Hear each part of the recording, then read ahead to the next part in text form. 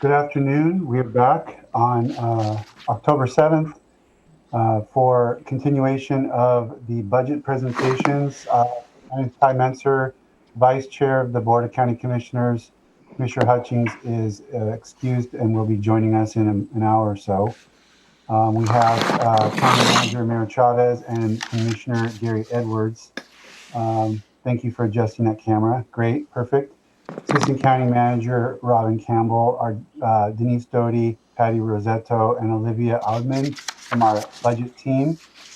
And we are picking up this afternoon with Commissioner's Office budget items.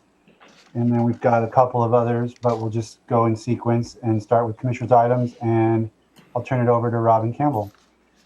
Thank you, Commissioner. I am going to bring up the PowerPoint for the Commissioner's office in just a moment. Before I go there, your cheat sheet, if you will, your worksheet on policy proposals today for the Commissioner's office. When you think about the high, medium, low that I've asked you to assign to policy level requests, you can focus on the first page only, because after the first page, all of the requests are from other offices and departments for restricted funds. So you'll hear about those later. So as we go through, only the very first page of the policy level requests apply. So this afternoon, go ahead. In my binder, just so we're in the same spot, my binder jumps from clerk to community planning. Which tab is Commissioner under? Number 5. Tab 5. Okay. Before the clerk. Got it. All right. BOC. Okay. Okay, most of them are in alphabetical, so I was looking under COMN. Right. BOCC is what you get. So this afternoon is all about the funds and programs that the Commissioner's office directly manages, and I am going to share my screen and turn it over to Romero, who is the head of the administrative part of the Commissioners. Good afternoon, Commissioners. Thank you for this opportunity. As any other office and department, the Commissioner's office also will go through the same process as you have been hearing from the presentation so far. So next page, next slide. And it's obviously extremely difficult to consolidate what the Commissioner's office does in terms of the functions. It's just a single slide. So I'm going to walk you through probably a 30 to 50,000 foot level as to what the Commissioner's office functions include. That includes the Board of County Commissioners, obviously, all the 3 of you, the Board of Health that you serve as well, and the Transportation Benefit District that also you are part of that board as well. And that doesn't include all the many different boards and commissions that you serve as individual commissioners as well. This office provides the county-wide leadership, which includes the legislative branch of county government, manages the county departments, all the appointed directors, manages the strategic plan and performance management, oversees the day-to-day operations of county government, which includes some of the offices as well. Oversees the county-wide budget and fiscal office, which includes the development monitoring of budgets of all county funds. Right now, we're a little bit over $300 million annual budget. Manages the non-departmental and other funds, and also is responsible for establishing the Thurston County policies and procedures. And that is a project that we have continued to work on that. Some of the new elements on the Commissioner's Office, the economic development. This past year, we hired Jenica Machado. She is the Economic Development Manager, and she has been somewhat of a ray on the sky on a stormy day because she has helping us manage the CRF funding, and she's doing a fantastic job with the rest of the staff involved in that project. But last but not least, it also provides the Public Information Office, which is countywide, and we provide services to all the offices and department related to how we provide the information to the public, as well as internal information. So Robin is going to walk you through the next slide, which gets a little more into the different budgets the Commissioner's Office is responsible for.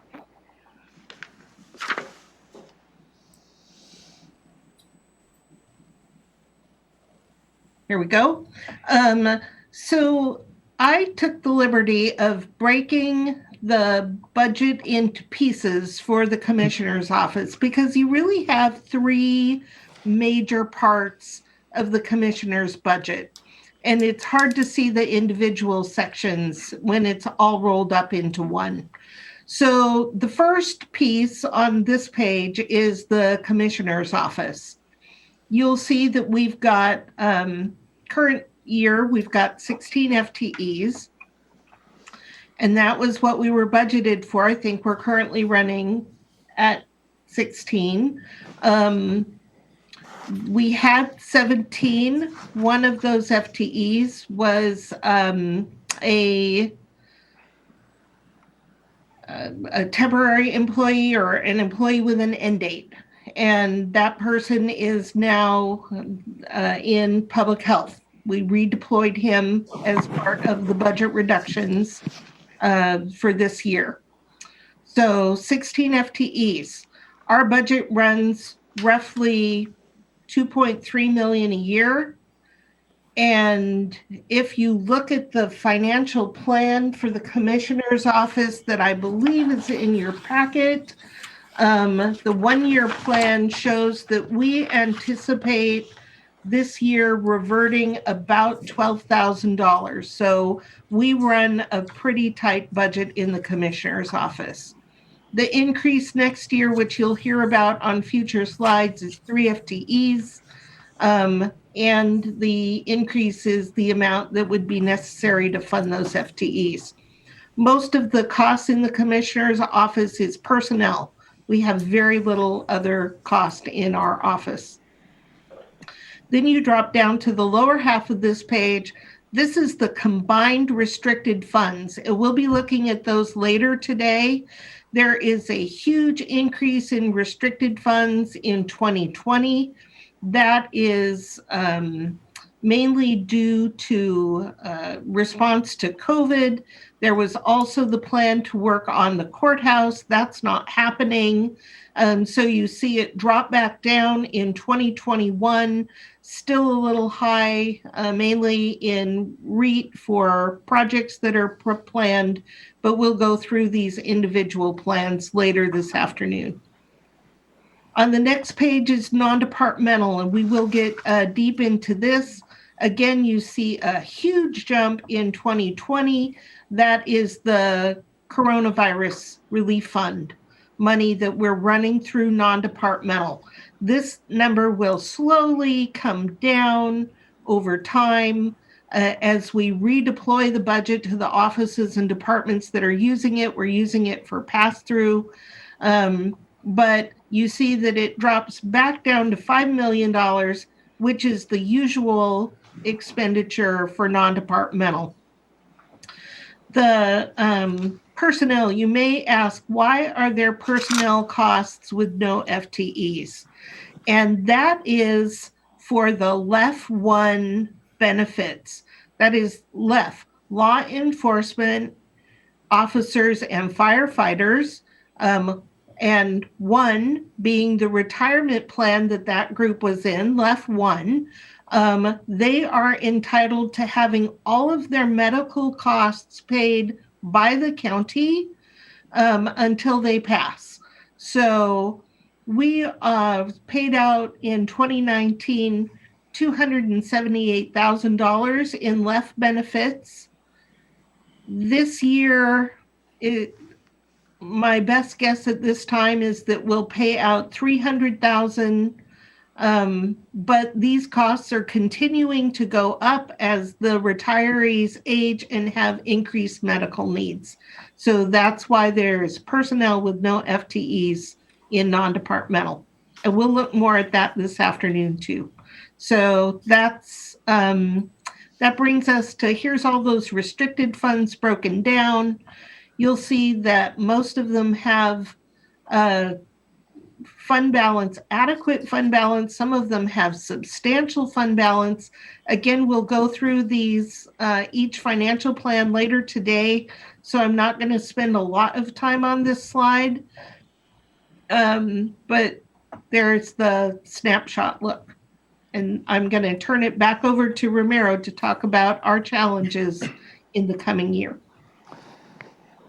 One of the major challenges that we're going to be facing is moving in 2021 and the continued response to the COVID-19 pandemic and emergency. As you know, the CRF funding, the coronavirus relief funds, they have a couple of deadlines. One is November 30th, 2020, and some portions have a December 31st, 2020. So absent additional funding is going to create a lot of pressure on the county as to how we need to continue to fund the response, particularly in public health. And also under the public health, and Shelley will touch a little more in detail of that, is the homeless emergency that will continue to respond even outside of the pandemic, as well as the opioid emergency that we need to continue to respond and support that effort. That leads us to the next point on this slide, which is navigate through the uncertainty of this economic environment that we live in. We have seen, surprising sales tax revenues coming this year, and the forecast can be, anybody's guess at this point. But it could be a V-shaped recovery or can be a W. My personal point of view, I think the commissioners have taken the right steps at this point to be cautious as to how we manage this unexpected financial environment. The next challenge is meet the community expectations for law and justice while maintaining cost. That you hear that from the sheriff's office tomorrow. You will hear from the prosecutors as well as the public defense and the courts. There is still a need to continue to support that, and yet the available funding not necessarily is there. I believe the county needs to start addressing the climate change. As you know, we're in the process of finalizing, as a region, the climate action plan.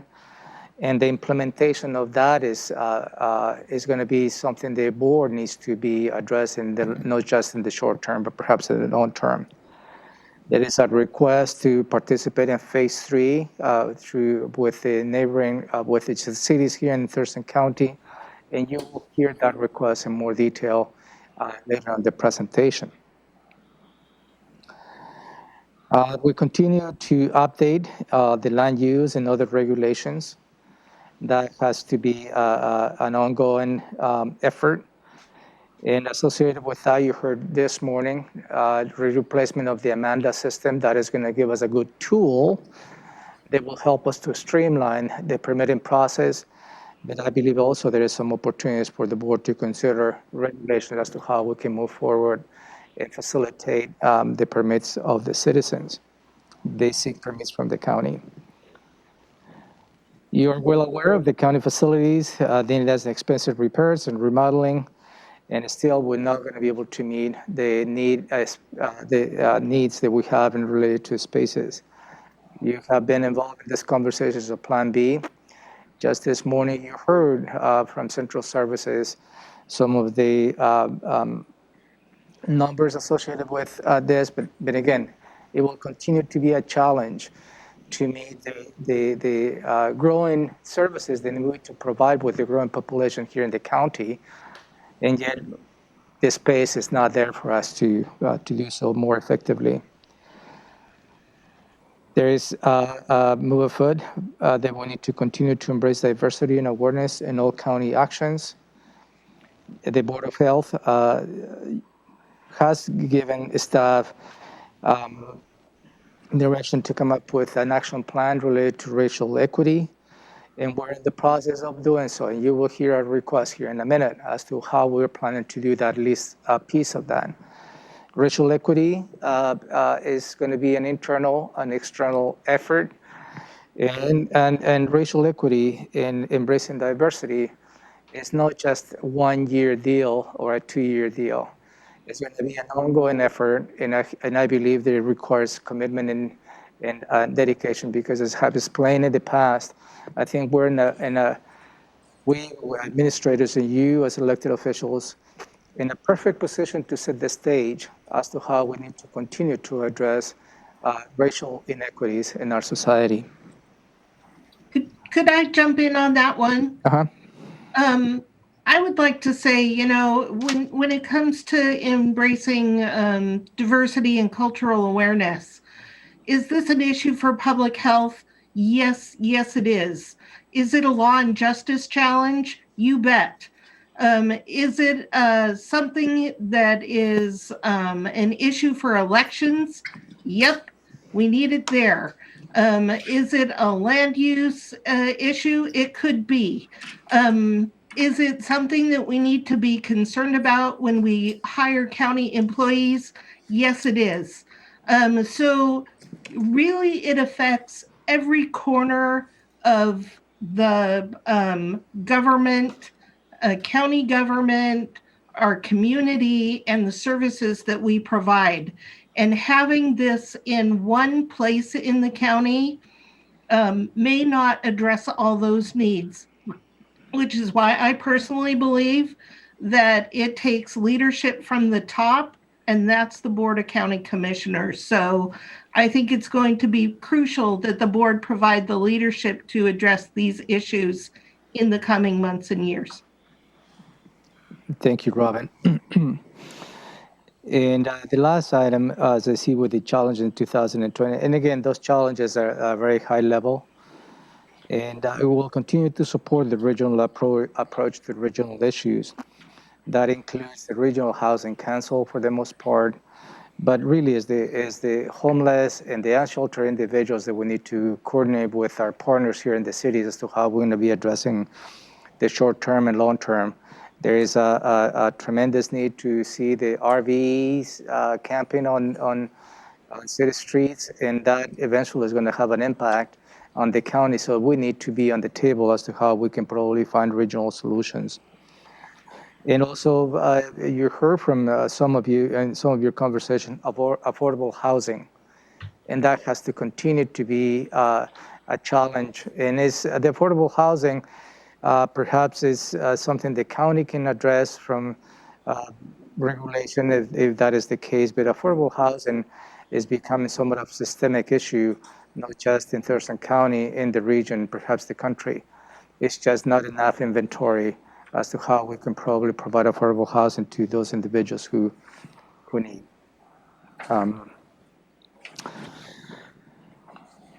Then moving on to next slide. That is related to the policy level requests. And I'm going to go back and forth to the challenges as well as the requests before you. The B0307 is the criminal justice manager that will provide support for enhancement and evolution of the criminal justice system. I'm going to say, let me take you back, probably not to all of you, but back in 2016, there was a position created that is going to provide the leadership to the, and we called it somewhat of similar to the criminal justice manager. And it was intended to have the regional perspective with the Law and Justice Council as to how we can probably see some of the criminal aspects of the region and how we can in a coordinated effort we can probably have develop actions as to how we can enhance that part of our system. That position was eliminated in 2017. And here we come again. I believe the need is in front of you for you to consider. The next is B0308 is the county ombudsman. Will ensure adequate planning for the flight from the urban core to the investigate citizens' complaint. So this is an interesting position, the county ombudsman. And this position will provide somewhat of a bridge between the individuals who are seeking permits from the county and the staff who is processing the permits here for those citizens. And it's really is a somewhat of an outside person who is entrusted to facilitate and perhaps solve some potential problems or issues related to a particular permit within code and ordinance, obviously. This person is not going to be entrusted to just step out of the code and ordinance in order to facilitate in a particular permit, but really this person is going to be extremely dedicated just to facilitate any potential issues with permits and developments. The B0310 is the Diversity, Equity, and Inclusion Program Manager.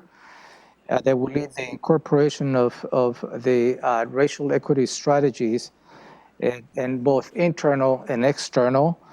And I believe you're well aware of this, the need of this position, in going back to Robin's statements on the previous slide.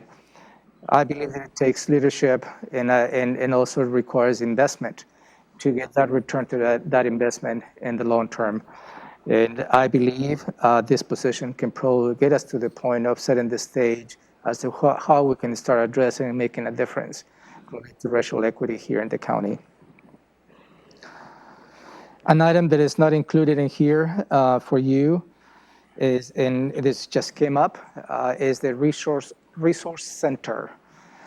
And this is a center where we can provide individuals that are transitioning within the law and justice system into services. They can probably be providing help and resources for them to transition into a more productive life. I provided to you a copy. You should have before you a layout of a building plan. And this is a building plan. This is the floor of building 4. You have that in front of you. And if you see the busy area in that plan on the lower part, that's the pretrial services. That's the back side of building 4 on the first floor. And on the left-hand side, there is an open area, somewhat of a kind of a rectangular shape. There's an opportunity perhaps to remodel that, not necessarily with a large investment from the county, to provide at least 2-3 spaces or maybe 4 spaces for some of those organizations who provide services to those individuals transitioning out of the justice system. And that location is just prime, is a vacant space. And I'd just like to bring this to your attention. And again, doesn't require much in an investment. I have touched base with Robin, and there's an opportunity that perhaps there's enough funding under Reit 1 that can probably we can do this improvement as we move along. I don't know if Commissioner Mensah would like to elaborate a little bit more on this particular resource center, but then again, I just want to bring the board's attention this small improvement. I call it small improvement because get off the ground this program. Pierce County and other counties have already had those programs and proven to be successful. And I believe a small start is something that we need to perhaps support in terms of supporting the law and justice system. Any questions on that? Not at this point. Nope. Okay, so next. Go ahead.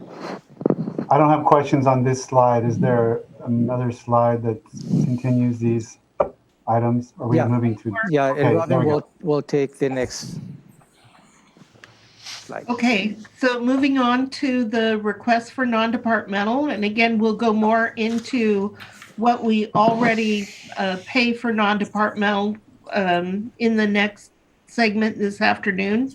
But here are the requests, and you'll see your high, medium, low worksheet under tab 14 for the non-departmental requests. B0309, sometimes I want to say bingo, places a criminal justice sales tax on the ballot. This is a placeholder. The amount of money that's in the system pays for the expense of the ballot. We haven't counted any revenue or projected what the spending would be, but this is the placeholder for your consideration.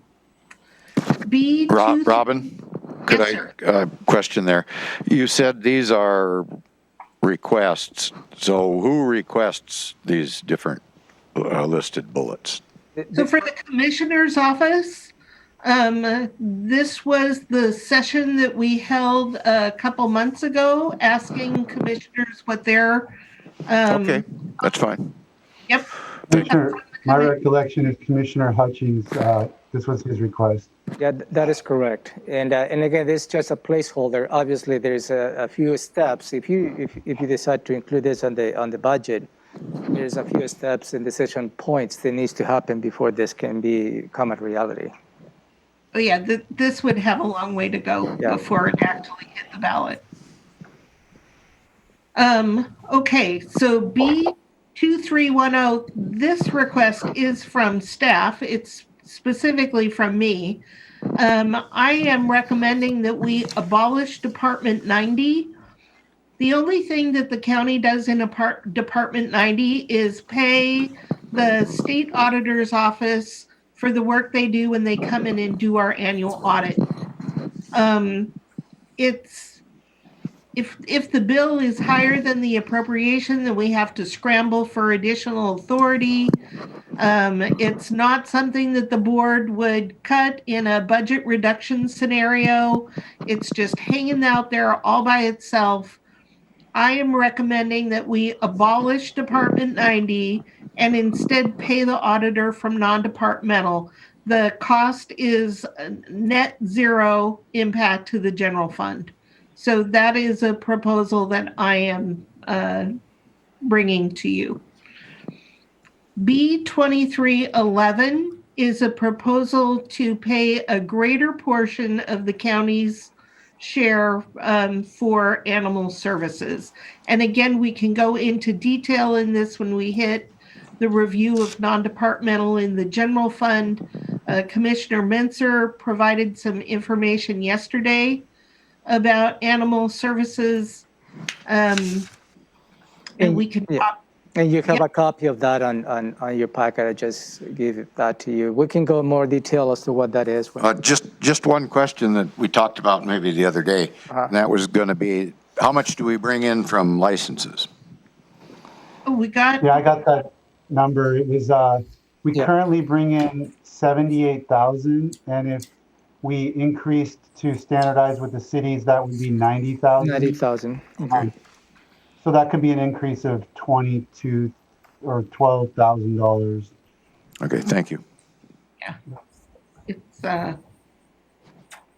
it's certainly not the full amount that we need to pay in, but it's no small thing.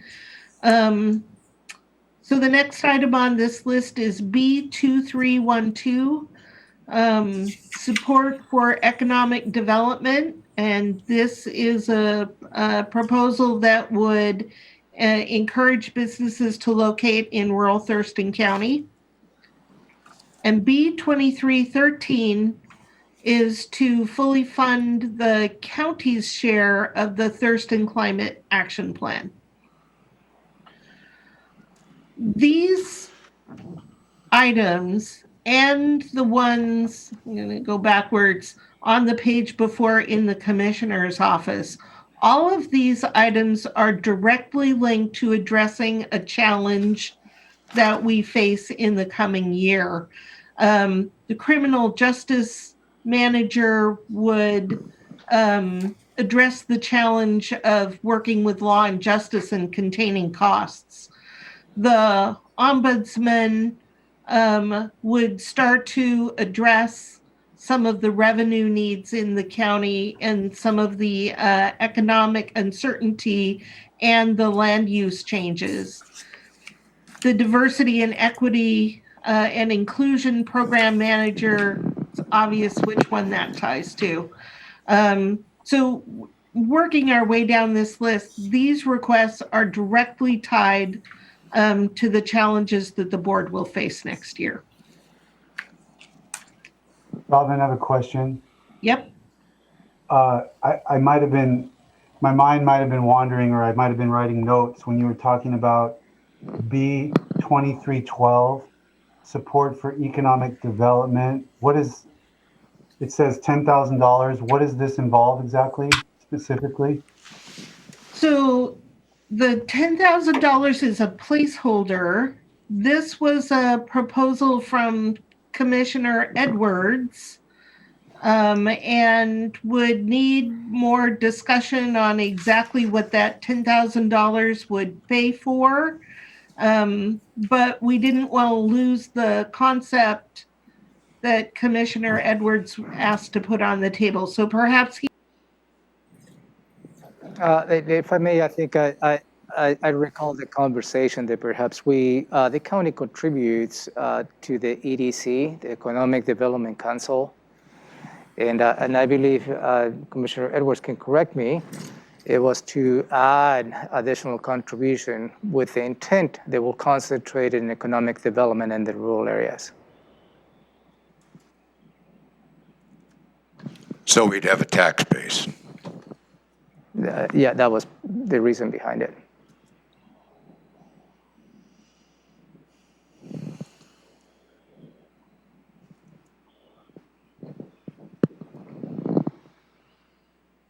Either you got impressed of my statement, or you guys froze up. I think they froze up. you froze them up. Let me see what is going on in here. Hey, Brian, hold on. Step there.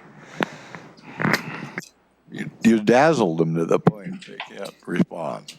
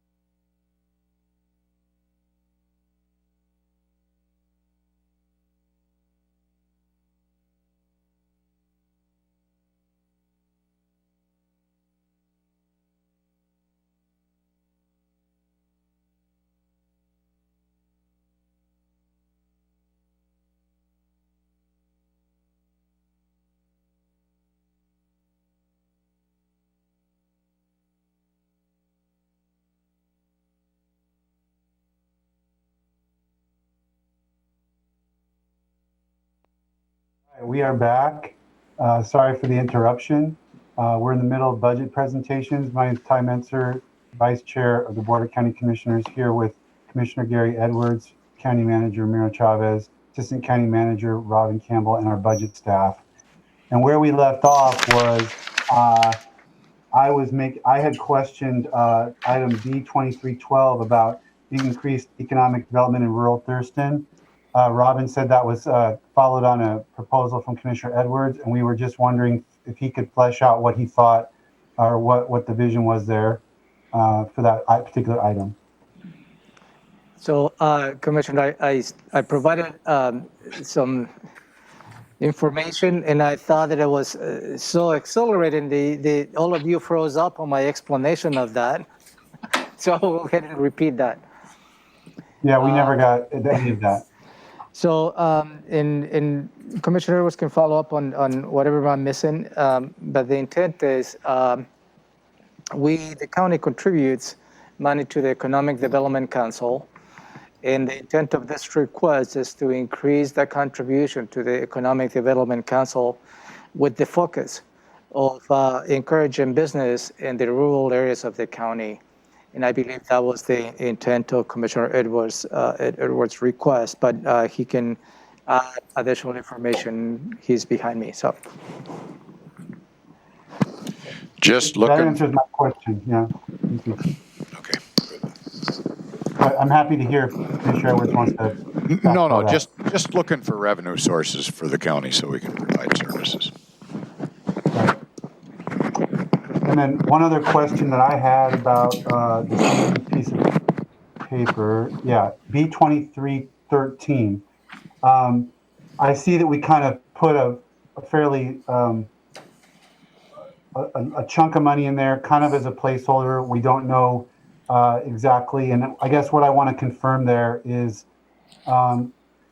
if that requires, if funding implementation of the climate mitigation were to involve half FTE or a full FTE of a program manager, can that be folded into this umbrella, or does that need to be separated out the way the diversity manager and the criminal program manager was in the other commissioner's office list? Those are the options that you have in front of you, certainly. However, you believe the most effective way to invest in climate mitigation will be. But I think, of course, as long as we have the flexibility, I'm comfortable. I'm not asking for it to be broken out. I just didn't want to not do it if it's necessary to be broken out, because I'm guessing that a staffing component is going to be pretty important to that item. But also, Go ahead, Romero. it also includes phase 3 that TRPC is looking for. And you have been involved in those conversations, Commissioner Mentzer. In that phase 3 of TRPC implementation of the climate mitigation plan, at least from TRPC perspective, there's, I believe, 160,000 or so they want to split among all the different jurisdictions. And this investment will cover that as well. But I believe the board has flexibility as to how, if this is a priority, as to how you like to parcel that out, is through just funding or perhaps somebody who can take the lead as well. Got it. Thank you. Right, and I would agree with that. And the amount of money that we put in is our best estimate at this time, and can be refined based on the project going forward. So we could certainly use it for an FTE. At that point in time, we would ask the board to establish an FTE, but you don't need a separate pot of money for that. Great, thank you. Are there any other questions about anything related to the commissioner's office before we move to non-departmental?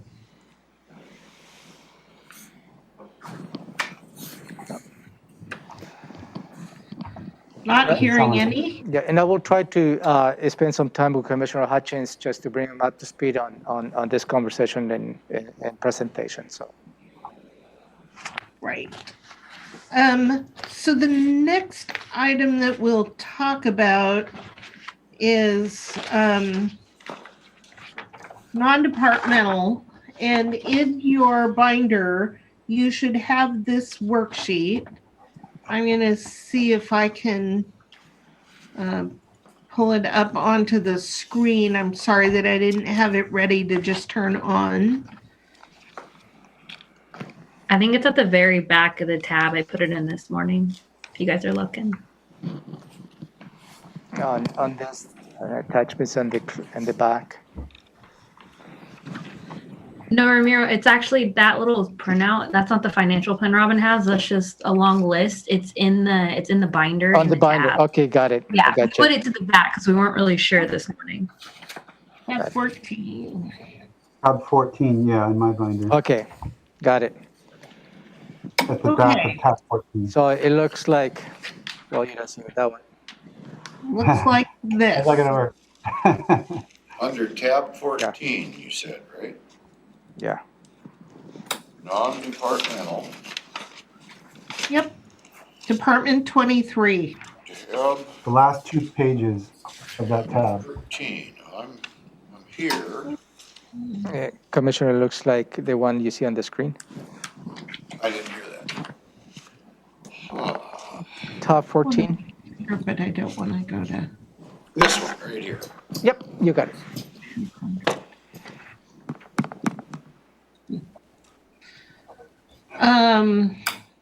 This is as well. I put it up to here, and we kind of lose the. Here we go. This is good. All right. So basically, every year, what we do is just walk you through the different things that non-departmental pays for. There's a popular myth, if you will, that non-departmental is the commissioner's slush fund, and it could not be farther from that. In reality, the money in this fund is tightly programmed, and it goes to fund mainly things that are support or impact the entire county, all of county government or the Thurston County community. And all of the money, as I said, is pretty tightly programmed. So we like to go through this list with you of things that non-department funds and give you a status report this time on where we're at in spending. So going down the items line by line, and please stop me. If you have a question, stop me. If I don't hear you, I'm just going to move on to the next item. I'll try to remember to pause before I go to give you a chance to jump in, but we're just going to walk through all of the things that are funded this year in non-departmental. So the number one item on the list is the LEF costs, and we talked about that earlier. We have a budget this year of $392,000. So far, we've spent $206,000, and I think by the end of the year, we will have spent $300,000. What we've experienced in past years is that the retirees, some of them wait until the end of the year and turn in all their receipts at once. So we tend to pay out a lot in this last quarter. I also have the 2019 spending for you to compare. We spent just under $300,000 last year, but I think that this year we'll have about $92,000 to revert. Any questions about LEF 1? Okay, moving on to the Visitor and Convention Bureau. This is a contribution to the VCB to support the tourism industry in Thurston County. It's $40,000. We've already paid it out. Item number 3 is the South Sound Military Community Partnership. You're very aware we partner with other jurisdictions in support of the military, which brings in a lot of money in our economy. The board pays in $6,500 to this organization, we already paid it out.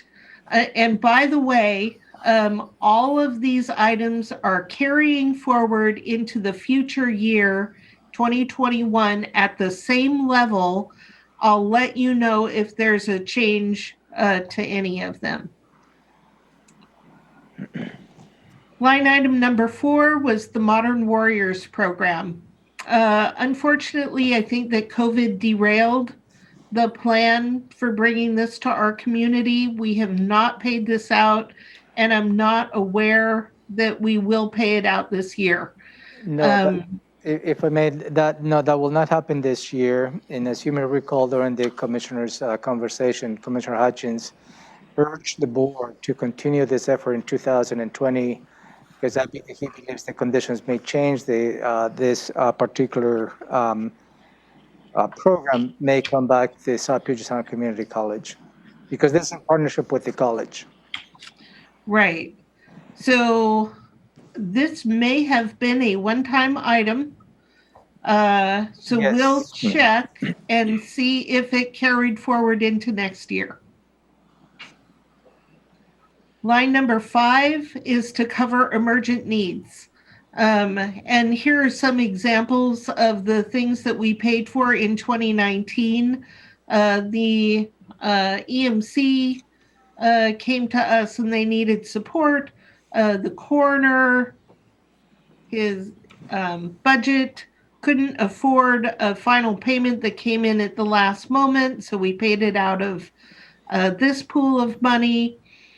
We've paid for voter registration efforts out of this money in the past. Last year, we paid out $175,000 in emerging needs. This year, we have $50,000 set aside. These tend to come in right at the end of the year, and I expect that we'll spend it all, even though we've only spent $1,000 so far. Robin, the EMC means?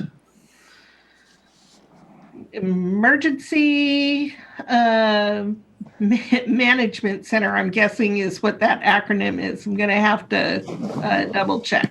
I believe it's the emergency management. Okay. I think that might have had to do with the fires we had in 19, but I'm not sure. That's very possible. There's so many things that have come between now and that payment that it's not clear exactly what it was, but we'll look that up. So the next item, number 6, is we pay our legislative liaison, the amazing Deborah, who is works with the legislature on our behalf, and Ms. Munguia is contracted, and her current year contract is $41,000. We've paid out half so far. We'll pay the other half before the year's over. Last year it was $38,000, and I think that we've got 41 in for next year as well. Number 7 is for the Thurston County Dispute Resolution Center. One of the things that the DRC does in Thurston County is mitigation for people that are in the court system, especially civil cases. Mediation is required for some family court cases. The DRC actually saves us probably hundreds of $1,000s in court costs through mediation. And we contribute $11,000 to that organization each year. And again, that's already been paid. Item number 8 is for the Economic Development Council, the EDC. We contribute $50,000 to that organization to support economic development in Thurston County. Line number 9 is commute trip reduction. And we have IT passes in parentheses. Now you see the payment last year was almost $20,000.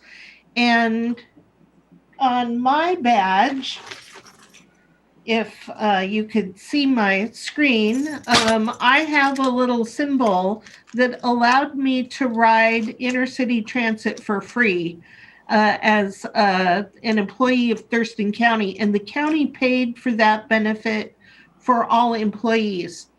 But this year, intercity transit is now free for everyone. So the county no longer has to pay for that free ride for employees.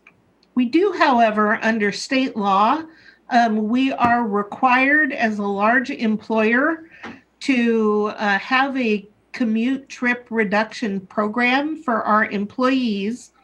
And one of the things we do is buy small incentives for our employees. You may see the emails that come out each month from Linda Pamplin, who encourages us to commute in some other way than single occupancy vehicles. And there are prizes for people who do that. These prizes are things like reusable grocery bags or a bookmark that says, I commute. They're very small things. And we're going to spend about $150 on this program. Again, it is state law that the county have a program, but the cost is minimal. Moving on to item number 10, the Employee Recognition Program. Normally, we have some type of recognition event for our employees. We especially like to recognize employees who have served with the county in 5-year increments. So we issue certificates. People who've been with the county for 20 or more years receive a longevity gift. Things like a beautiful vase or a binder, something like that. We spend a little over $5,000 every year on this. You'll see last year it was $5,761. This year we're going to spend a little more. We can't have the kind of events that we've had in the past. You'll recall ice cream socials. One year we delivered cookies to every office and department. This year we can't have those kind of gatherings. So Romero and I have been working with HR to devise a way to still recognize all of our county employees, especially in this difficult time. So we'll probably spend about $8,000 and we'll be delivering a small recognition gift to every county employee. So that's the plan for this year. Item number 11 is dues. We pay the dues on behalf of the entire county for the Washington State Association of Counties, the Washington Association of Counties. I don't know why there's two, don't ask me, but we have both Wasatch and Waco. The National Association of Counties, that's NACO. We also have to pay every other year the Office of Women and Minority Business Enterprises. That is a state requirement. All of these dues add up to about $109,000. Last year, we paid out almost $119,000 because it was the payment to the women and minority-owned business year. So this year, $10,000 less, but again, on behalf of the entire county. Any questions about the dues? I'm gonna scroll down. The next item on the list, item 12, is the board sponsors countywide meeting lunches. We sponsor the swearing-in ceremony for elected officials in December each year. I don't know if we're going to be able to do that this year. So far, we have paid out $1,001 for these types of meetings. I expect that by the time the year ends, we'll probably spend another $500, especially if we're able to do a swearing-in ceremony. But that's we paid very little out last year, but a little more this time around. Item number 13 is miscellaneous items that we need for room 280. These are things like if we need to replace a few chairs, or we need microphones or batteries for the microphones, or other similar type of equipment. So we put $1,000 in the budget every year. This year we've paid out $3,371 so far. We might pay out another few hundred by the end of the year. Last year we paid out almost $22,000, and the projects that we paid for were putting in the new audio system in the boardroom. Which it was very timely, which allow us to have this Zoom meetings. Yep. Yep, that is what supported technology in the boardroom, right there. Item number 14, TCTV or TC Media operation payments. You may recall that we contract with TCTV to provide televising your board meetings, other types of programs that the board prepares, and they are paid a portion of our franchise fees that we collect from cable, mainly Comcast. The contract with them this year is $281,000. We will pay out the entire amount by the end of the year. That has an inflation factor. Last year it was $276,000. Next year it'll be slightly higher. Moving on to line 15. This is the Kissinger and Fellman legal cost contract. Mr. Fellman is an expert attorney in cable and franchise laws and FCC. And we have been negotiating with Contract to renew our cable franchise with them for the last, I think it's been in negotiation for 3 years now. We rely heavily on Mr. Fellman to advise us in the next steps, and we are very hopeful that this is coming to a close. We expect that over the course of this year, even though we've only paid out $8,000 to date, it's going to cost more. You just approved a contract increase for Mr. Fellman's services. We'll probably pay out $50,000 this year by the time we're done. But hopefully we will also have a completed Comcast contract by the end of this year. The other thing that Mr. Fellman does for us is he is assisting us in rewriting our wireless code. So that is an additional expense that'll be covered by this budget. I have a question, not necessarily on that, but on the TCTV media payments. Mm-hmm. Yep. Was there anything that developed? I remember a conversation sometime back that may or may not continue. There were some leasing issues. I don't know if Mr. Fellman was involved in some kind of discussion with the Comcast folks or what. That is somewhat related. Commissioner, what you recall is an executive session that we had with you. So if you like a refresher, we can schedule an executive session on that as well. No, but I would like to know what's going on at Yes, some point, but yes. not today. Absolutely. Thank you, sir. Yep, good. Very good. Moving on then to item number 15, we reserve $100 for postage and other type of communications cost. So far this year, we haven't used any of that, which means I haven't had to FedEx documents anywhere. I often do when we have bond issues. So that's a small amount of money. Line number 17 are county code updates.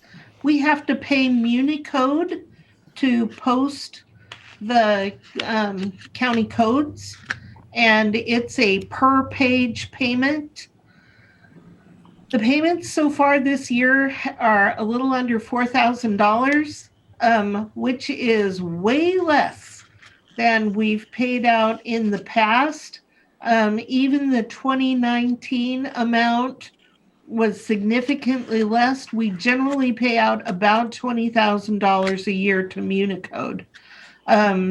So I don't know why it's low, but if you start passing items on your docket, this cost will go up.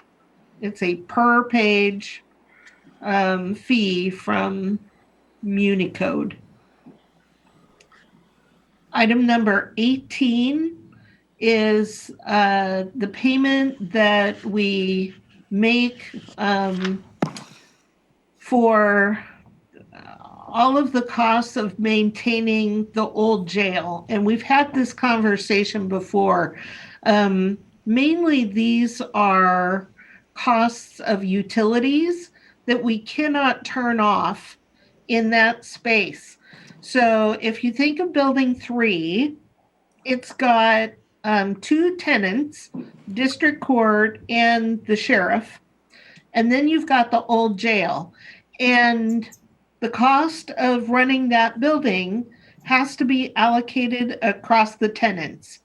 It would be unfair to bill the sheriff and district court the cost of maintaining the old jail. So this is the appropriate share based on square footage of maintaining those utilities. And the reason we can't turn them off is because they are central utilities.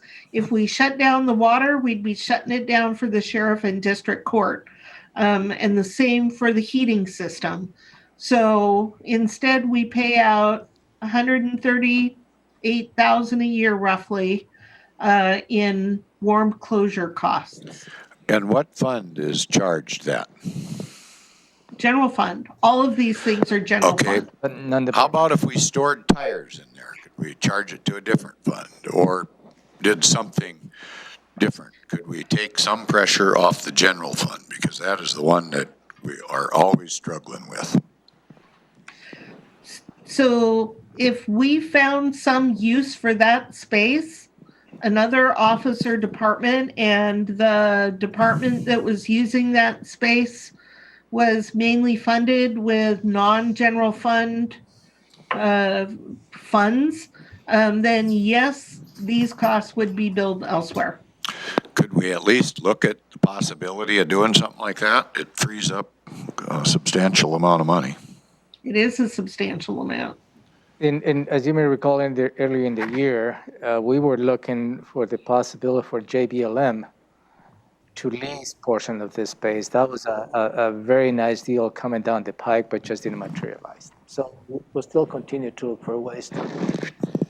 Okay, Maybe thank we you. could we put sand in there? Hey, you would get a second vote right now if you make a motion. Cancel $1 million on the sandbox and store it in the jail. I'd even knock the wall out to make that happen. We'd have to Yourself. knock out a wall. Myself. So one of the interesting things as a result of COVID is we have, I think just this week, moved the district court probation office to a part of the old jail to ensure the ability for social distancing.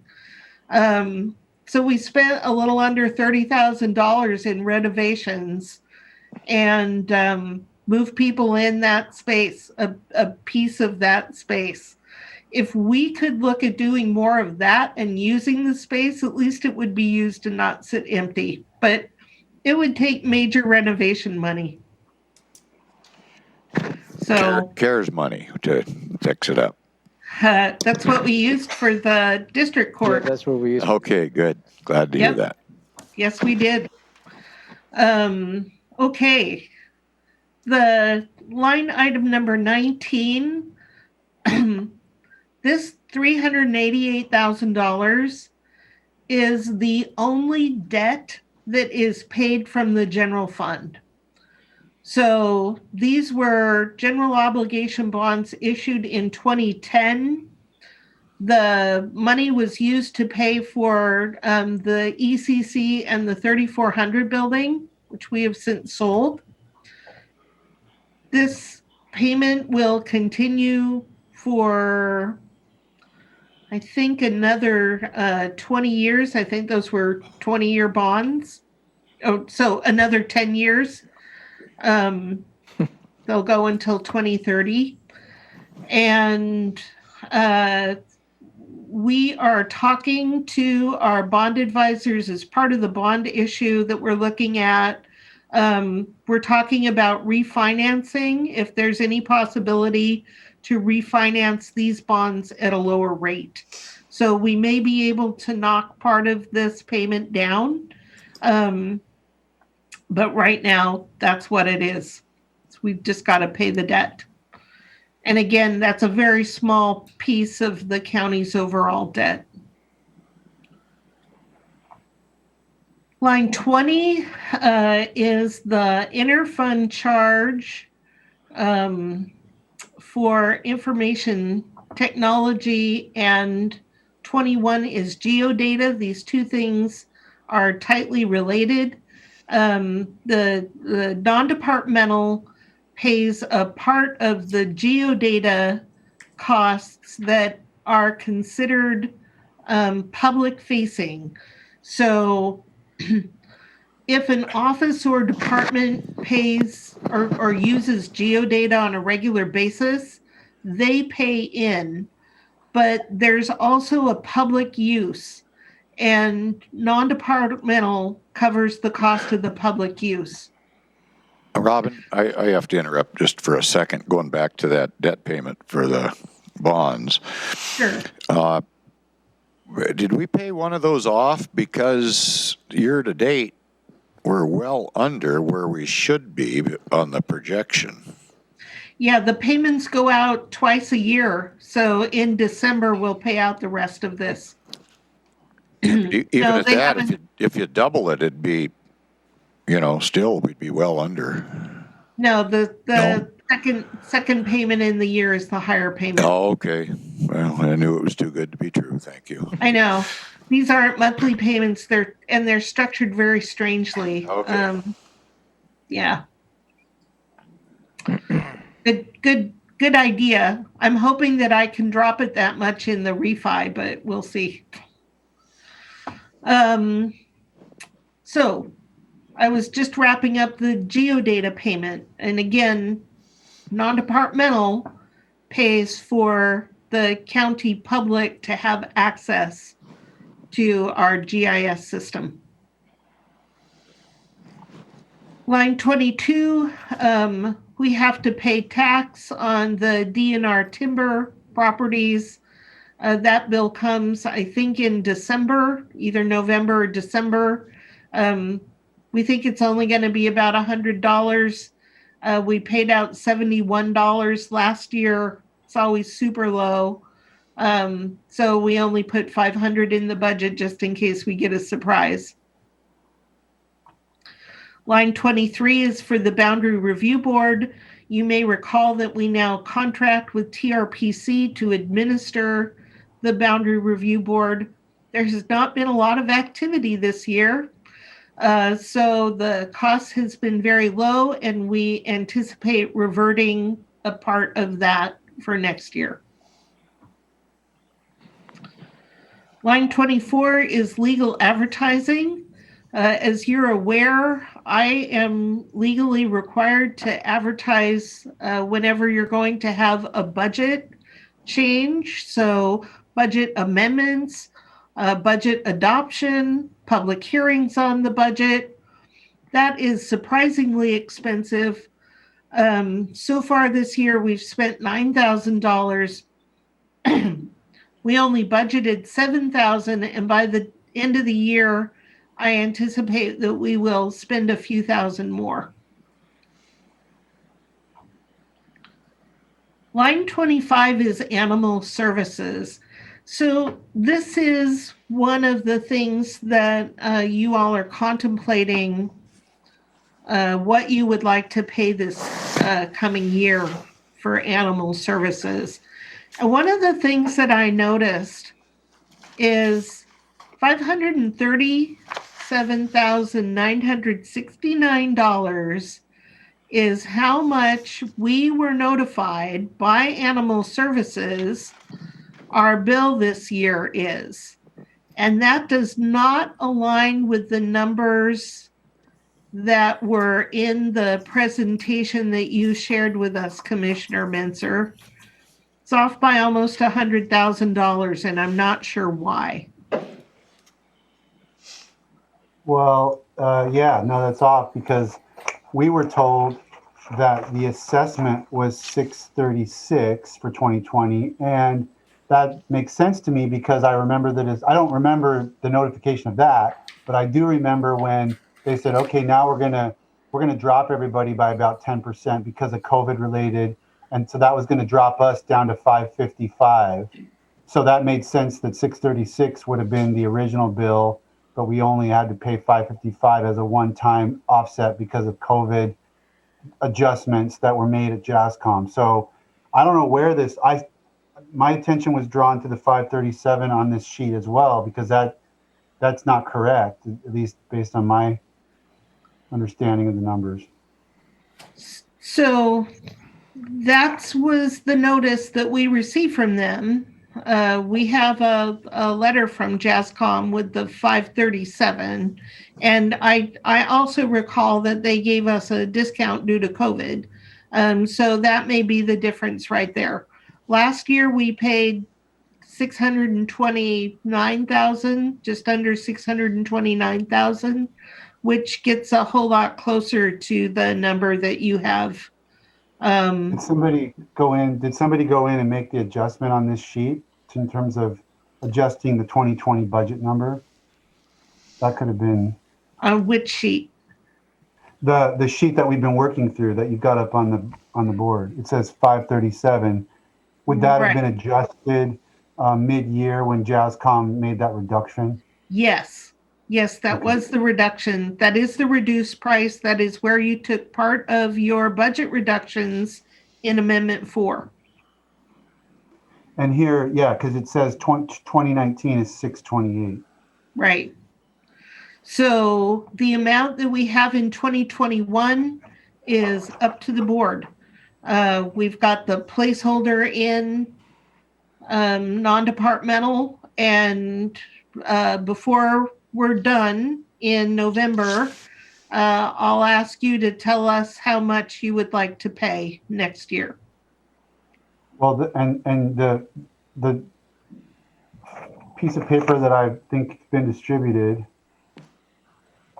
will show you that if we keep our status quo service level, the bill we'll get is $689,005.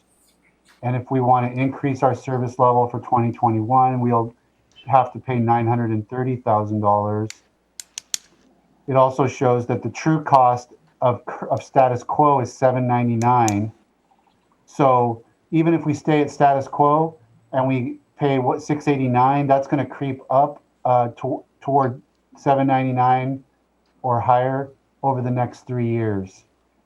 If we went to $930, that's a subsidized cost of full service. The true cost of full service is $1,041,097. So that $930 would creep up by at least 100,000 over the next 3 years. And those are the kind of the four numbers that are germane to the board at this point. Right. Right. So all of that is in consideration. Ty, would you know, do we own the building over there? Thurston County does not own that building. Are we doing a lease, a purchase? Lacey owns it. Are they charging us rent? What's happening over there? I don't know the answer to that question about the I'm not building. sure. Oh, okay. No, that's fine. I don't either. So good. We'll have to find out. But Yeah, fine. all our contributions pays for all that. Yeah, I'm just wondering how it all fits. That's all. So yeah, I don't know No, if no they big released deal. that. Yeah. We'll figure it out. It's a good question. I'm sure I was told and have forgotten. Sure. Thank you. Okay. Moving on to Orca. The board has had some very interesting conversations about whether or not we need to pay Orca. This year, our assessment, Orca is the, help me, Romero, what does it stand for? Olympic Region Just the Clean Air regional Clean Air. cleaner organization. Agency. So this year, our assessment was $115,567. I don't know if we've received next year's assessment amount yet, but when we do, we will adjust the budget for the new amount or find a way to absorb it if it's an increase. It's like 1% or 1.5%, I think, is what we landed at. Yep. The next item and the next few items on the list are transfers. And one of the things the board does in non-departmental is transfer general fund money into other departments who use restricted funds, but for various reasons need support from the general fund. These are things that we are working on as part two, if you will, of direct appropriation. So some of these costs, when you look at the non-departmental budget and it comes down next year, part of the reason it's coming down is we're going to convert some of these, not all of them, to direct appropriation. Some of them are not necessarily able to convert. But going down the list, the first item is for the fair.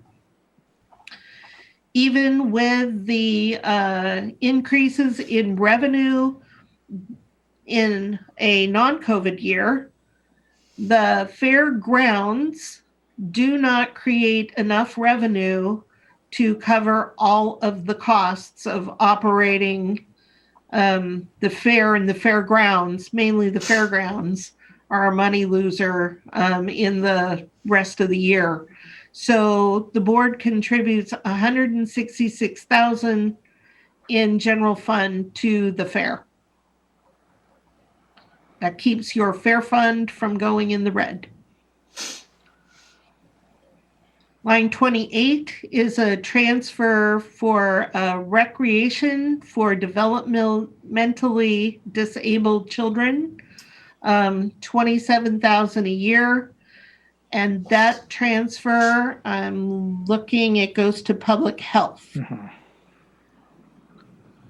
Line 29 is also a transfer to public health, just under $1 billion, to support administrative costs. And we've asked public health for a breakdown of how these funds are used, and I know that they're working on that. Quite a bit of this is used as match for grants that require county funds be contributed as match. So it's used for a variety of things. Some of it for the This isn't the money that supports the Nurse Family Partnership Program, but we have a number of ways that we support public health. So 969,000 goes to them. And I think that this is one of the things that we're going to have direct appropriation for next year. Denise, is this one of the items? I just based on which one it is. Remind me. The public health admin, is that going to go direct appropriation? I'm looking at what's the line number? That's where I got lost. 29. We're on line 29.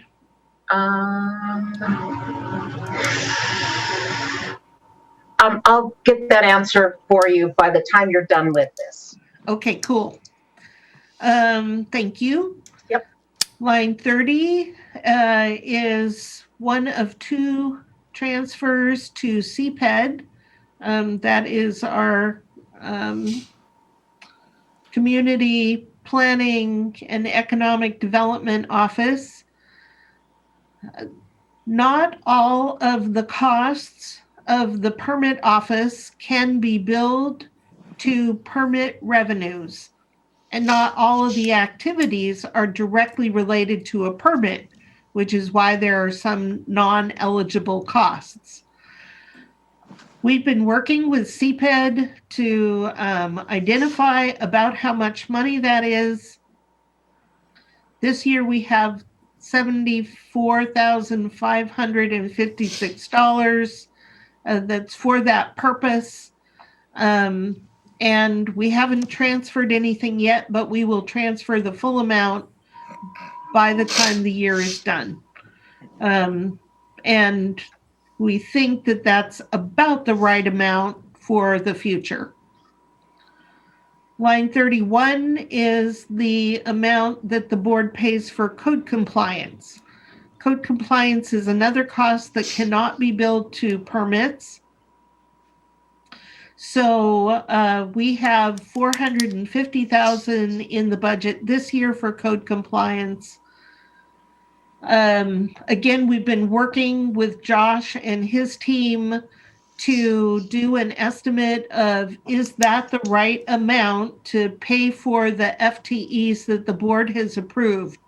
Because one of the things we've noticed in these transfers is there have not been any adjustments over the years for cost of living increases, increase in medical costs, and other personnel costs for these staff. And so they've fallen behind. You made an adjustment in Amendment 3 to add funding to cover the cost of code compliance. And we're working to make sure that that's the right amount now. Robin, can I ask a question there? Yep. So this kind of going back to the previous item, on our spreadsheet that we've got to do our rating scale, the last item says $1,000 increase requested for general fund transfer to BDC. Does this connect to what you're talking about? Can you explain this? Yeah, that's exactly what I'm talking about. So you've decided that $1,000 more needs to be transferred over? So that $1,000 may be a placeholder. And we need to work with Josh to figure out exactly what they need. Okay. I think we're getting close. Robin, Yes. I see on code compliance, we're at, close to 80,000 spent. And we're going to probably spend, We'll half spend the of entire that again, I suppose. But then you're going to have about 350,000 left over in that line item, are you? No, Commissioner. We are behind on doing the transfers. One of the things we've been working on is the allocation of indirect costs to ensure that that's working right. And again, we've been working with Josh and his team to ensure that there's a proper amount of money allocated for this purpose. I think we're getting really close, but we are going to spend the full $450,000. There won't be anything that gets diverted. Okay, thank you. So the next item on the list is line 32. This is a transfer to environmental health, again, to support the fund for things like a match to grants and other items that cannot be paid with the type of revenue that environmental health collects. Line 33 is the board's contribution, $88,000 to the Nurse Family Partnership.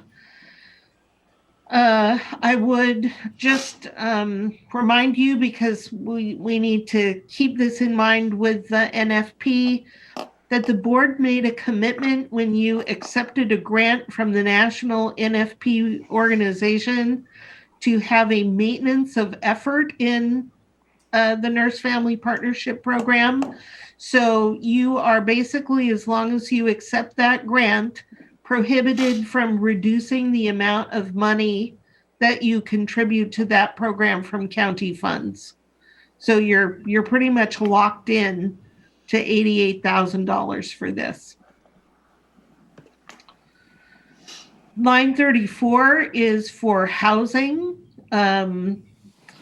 This is money that is transferred to the fund because in the past, the amount that administration cost was higher than the amount that the various funding streams that pay for housing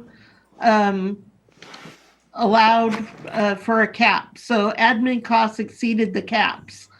And so the county contributes the balance of the cost for administrating housing. That's this $50,000. We've asked Public Health to do a review to see if that is still the case. So Marcia's been a little busy with other things this year in Public Health. We got to cut her a little slack.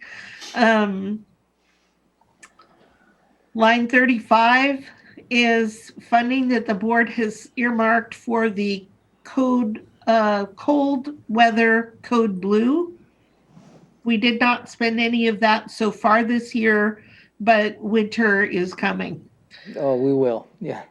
Yeah, we'll spend that. Line 36 is for the, it says housing, but really what this is contribution to the HHSC, soon to have a new acronym. Romero, what's the new acronym? That's the, is within the RHC agreement. So the new acronym escapes me. So Okay. I'll bring back. This has been a shifting acronym over the last 10 years.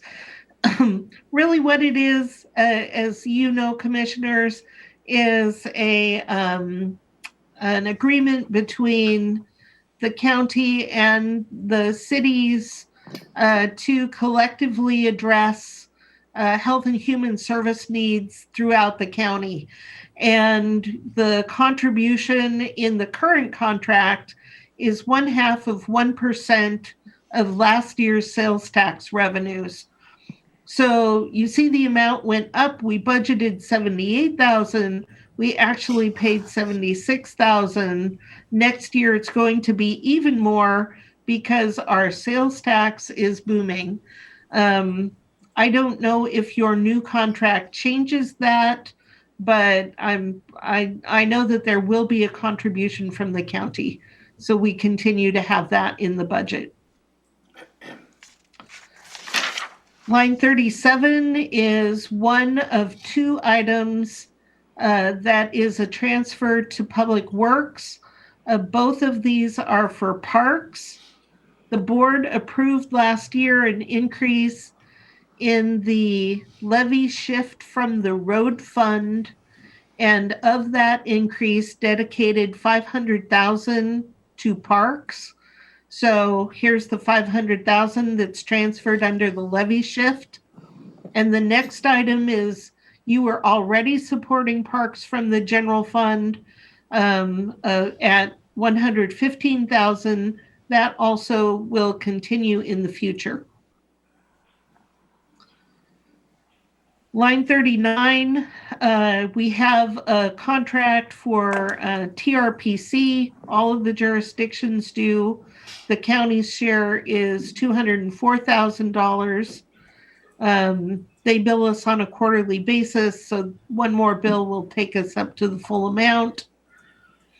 Line number 40 are consultant costs for countywide projects. The money is being spent on the policy project that has had a huge pause while we've addressed COVID, but we've started that project back up. So $34,000, we won't spend the full amount this year. We will spend some additional, and then it will carry into next year. And the last item on this list is $11,444,000 plus some change for coronavirus relief. And that's the money that goes away when we budget for next year. So that's what non-departmental looks like. So I do have an answer on the HHSC. Just look at the RHC agreement, and the HHSC under the new agreement is dissolved, and all the functions will be wrapped into the Regional Housing Council.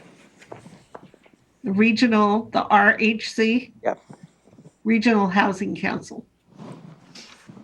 Robin, Yes. this is Denise. I have two answers for you. Oh, cool. First on Modern Warriors, that was not put in as a one-time item. Okay, so we have the money in for next year. Great. Yes.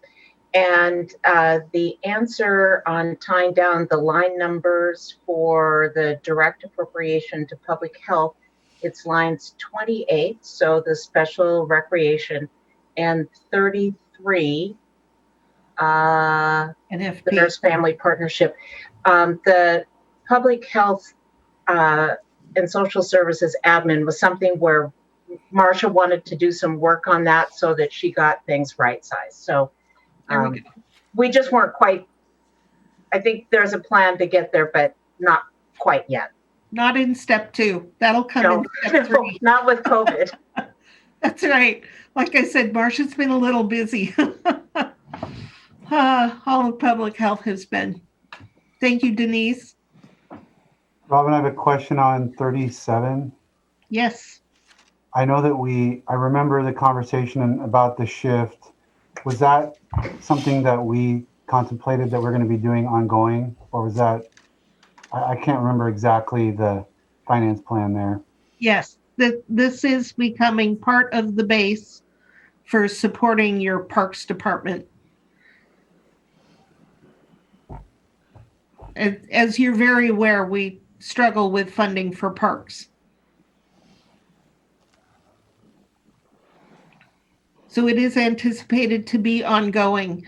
If the board should choose in the future to reduce the amount of the levy shift, that would not necessarily mean that you would reduce this. You have some choices. One is just having that reduction in the levy shift be a reduction in ending fund balance. And really, we use the levy shift for any legal cost in the general fund. So you wouldn't have to cut this specifically. You could, if you didn't want the impact on fund balance, you could adjust any area in the budget by however much you cut, if that makes sense. Yeah, I understand. We could reduce the levy shift, but protect this amount of money. Absolutely. But it would just disproportionately impact some other thing that's being funded by that shift. That's correct. We just have this label on as a reminder of where the money was coming from. Yep. All right. Other questions about non-departmental? again, you may hear people say that this is a slush fund. It is not. We do have a little capacity in this fund, very little. I anticipate reverting about 113,000 at the end of the year, which is a small fraction of the appropriation for this fund. Now, going back to the commissioners, we kind of lumped these together. Yes. You've got, you said something right at the beginning about we only need to worry about the first page or something, because a lot of the other pages are something else, and I don't remember exactly what you said. So starting, we can look at what the other things are. Starting on page 2 and then going forward, all of these, I think all of these, 1, 2, everything through page 7 are tied to requests from Public Works. So just to make sure the mostly- Commissioner Edwards tracking, we're going back to tab 5.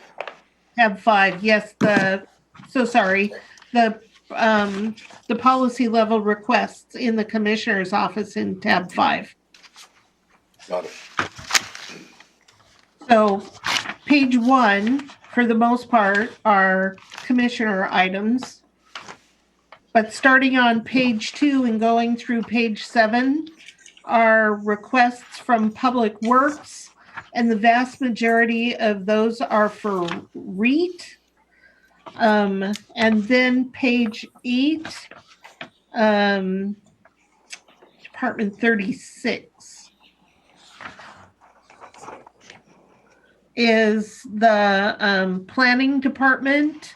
So that is a Cped request for conservation futures funds. So when you hear the budget presentations from Public Works and from Cped, you'll hear about these budget items. How about number 1 on the first page, trial court improvement? Number 1 is a request that you'll hear from Superior Court. And that is for more spending in the trial court improvement fund for space improvements at the FJC. So we can deal with that in a different area. Can we? Yep, Okay. Superior Court. So high, medium, and low, that will be items 2, 3, and 4. That's correct.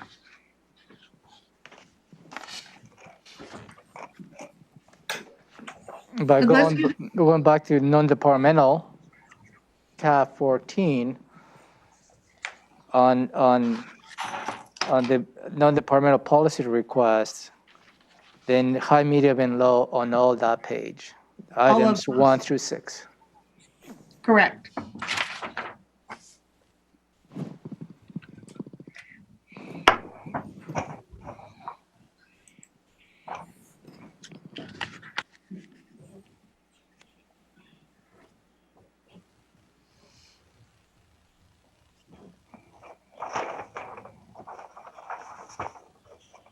Welcome back, Commissioner Hutchings. I'm off the hook. Should we start at the top and catch you up? You talking to me? No. Yeah, no. What tab are we on? 14. What- We've made it all the way to 14. So no, not actually. Well, actually, yes. We're asking commissioners to score all of the policy items on the page from tab 14, high, medium, low, and on tab 5, you only need to score items 2, 3, and 4. And I can spend a little time to catch you up later. 2, 3, and 4 out of all that? Okay, Yep, out of all that. that's nice. Good. So Are you done? Well, I was just about to wrap up. Oh.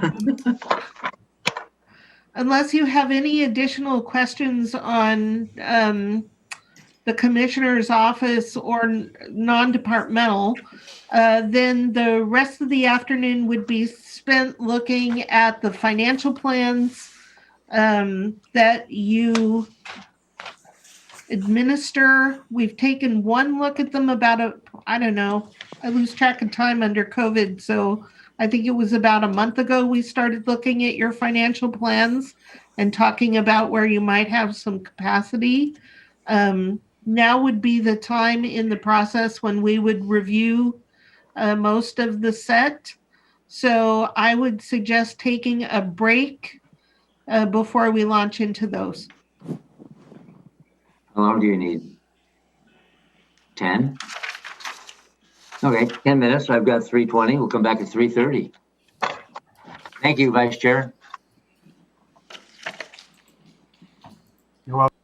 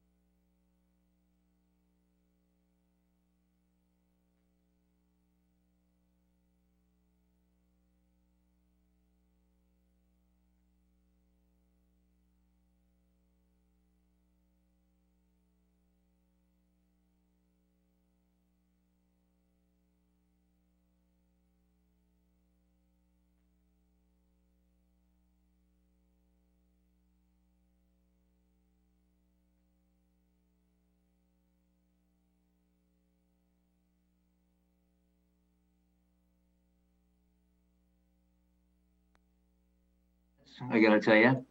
Vice Chair Commissioner Mentor, thank you for running this in my absence. And we're back now. We're going to be talking about the 10-year financial plan. Is that correct? Okay. So we don't have our sheets. Thank you for making these big blown up for us. And ready for you, Robin. Go ahead. I was just trying to put all the financial plans in one place so that they're easy for me to bring up on the screen as you work through these. So you have a big packet of large print plans. Thank you, Olivia. Yes, thank Yes. you, Olivia. Thank you. And I'm just going to walk through these, and I'm going to do it fairly quickly because you've already started having conversations. I do want to leave adequate time if you have questions, but you have seen many of these before, especially for some of the bigger funds, and it's just to give you a sense.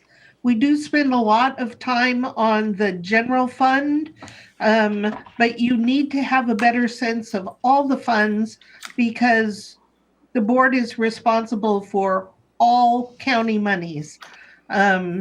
So here's a look at the financial plans that your office manages. We'll start with Fund 1930.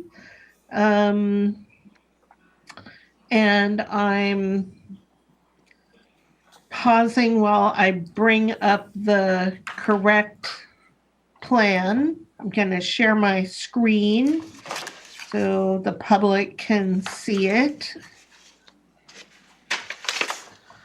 And I'm going to try to make it a little bigger. So this is the Historic Preservation Fund. The revenue to this fund is a surcharge on every document that is recorded in the auditor's office. There's $1 paid for every document. The revenue had been running roughly $60,000 a year. It's taken a big jump. As you heard from the auditor, recording fees are up significantly, and this is a part of the recording fees. So we think that by the end of this year, we will have collected over $77,000. Now, right now, future years, we drop back to the more normal rate, but you could have even more to spend in this fund. The money in this fund is used to support historic preservation. And there are two ways that we do that. The first thing you do is fund a staff person in Cped who supports the Historic Preservation Advisory Committee. That committee also has $10,000 that they can spend at their discretion. The other way that you support historic preservation using this money is that you award through a competitive process, much like Conservation Futures. We put out an RFP and invite the community to propose projects, and a list is created and projects are funded. There are no projects that I'm aware of this year that will be paid for out of this fund. And I think that that is in part due to COVID-19. So this fund has a projected ending fund balance of over $282,000. And for a fund that collects roughly $60,000 a year, and you spend about $60,000 a year, that is a very high fund balance. And I encourage you as we go forward to spend money in this fund. we usually set aside 20,000 or less, 25,000. We handed out 30,000 in 2018 in an attempt to bring down the fund balance. I propose that you do open it up to like $60,000 in the next few years and try to fund some significant historic preservation projects in Thurston County and bring this fund balance. Even at that, you wouldn't really be bringing the fund debt balance down a lot. So I encourage you to find ways to get this money out the door. Now, you do have one proposal that came in, and that is from Charles Rowe, and he is requesting funding for publishing the historic Thurston County Historic Journal. And he's requesting $20,000. And I'm sorry that you don't have copies in your binder. We'll make sure you get copies of Mr. Rowe's letter. So this is one thing that you might consider doing with this fund, is supporting the historic journal. Or again, just tossing the doors wide open and looking for some truly meaningful historic preservation project that we could pay for. You can't afford to renovate the old brewery with this much money, unfortunately. But you could do something meaningful with this amount of money. So I have a question, Robin. About halfway down this page, under assumptions in the spreadsheet, the bottom one of that section says VOCC. No, not that one. The third one up. That we need to do a better job at documenting that $10,000 for projects the Historic Commission spends without asking for board approval. Yeah, we got to track that money. We do a good job. I would not say that we do a poor job of tracking the money. We do need to have solid documentation. So this is about the $10,000 that the Historic Commission has discretionary spending authority for. But the longtime staff support for this program, Cammie, what was Cammie's last? Thank you. It used to be Cammie Peterson, but that changed. Yes, Cammie Peterson. Cammie recently retired, and our plan is to, when the new person is appointed, that we'll spend a little time and ensure that they understand exactly what's needed. Not that Cammie did a great job, not to say that she did not. That just caught my eye when I saw it. Better track. Needed a little more solid. And is this the journal you're talking about? The Thurston County Historic Journal? Could be. Yep. Is that the one it has a price on it of $5? Is that the one that we had to do so they could be, we donated to someone so they could sell it or some doggone thing like that? Lacey versus what are the Olympia Group? No, that was the book. That's the historic book. This is a different one. That's historic book. Okay, so this is different. Okay. Yeah, this is different. And I Same pot of money. Yeah, and can I clarify on this one? I'm sorry, Commissioner Menser, what? I just wanted to clarify on this one because I've talked with Mr. Rowe a couple of times. He, so the $20,000 I think is based on the fact that he's assuming that it's a biennial budget. Because what happened was he told my predecessor they needed $10,000. He meant per year, and it got put in $10,000 for the biennium, which is why it shows $5,000. He feels like that was a mistake, and that the intent was to fund the printing, and instead they've been scrambling around to meet the other half. So now he's probably saying $20,000 because he thinks that we're doing a new biennial budget.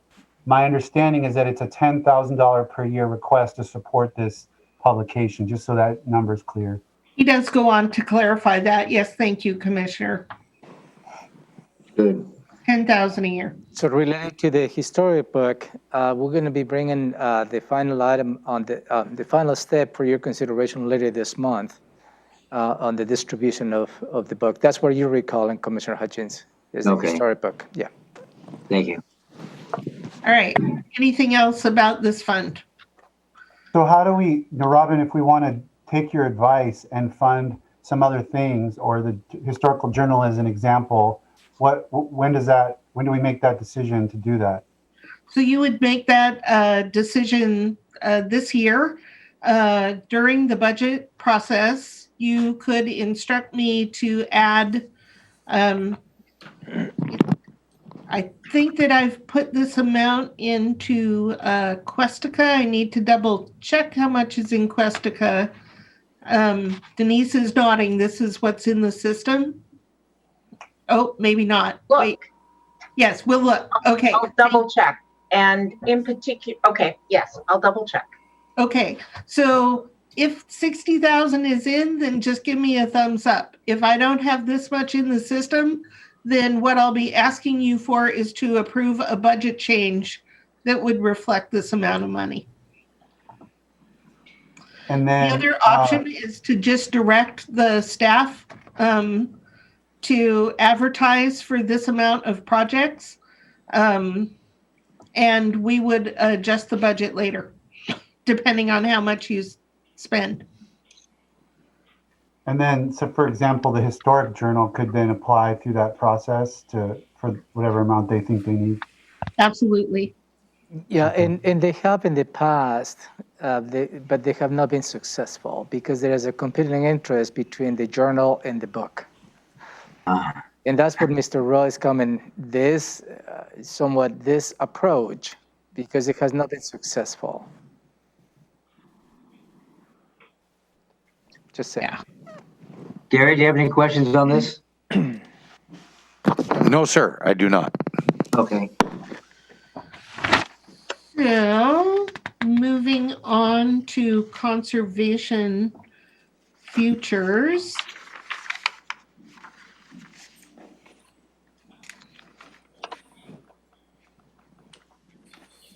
This is a little bigger.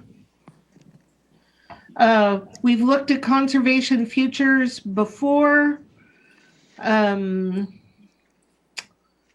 We've adjusted for what we think might actually be spent this year. That's the difference from the last version of this that you've seen.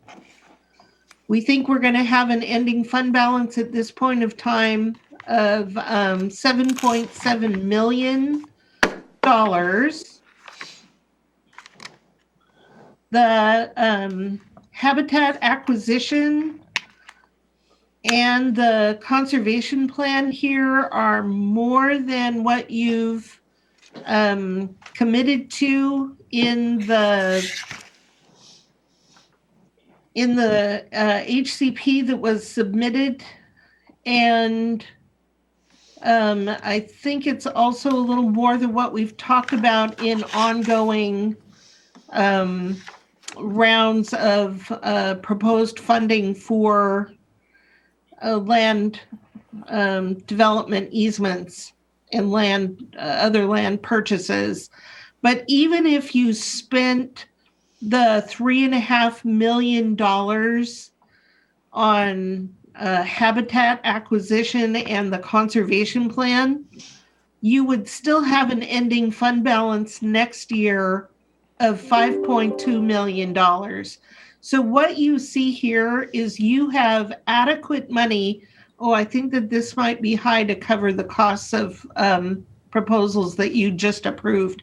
Yeah, the $1,041,000. You will see those letters, award letters coming up your way for signature, and that's reflecting that amount. Right.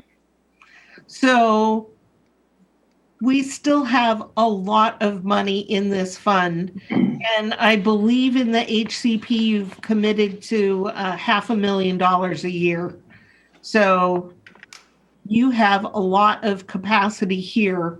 I would also remind you that 25% of the revenue in this fund goes to support parks and trails.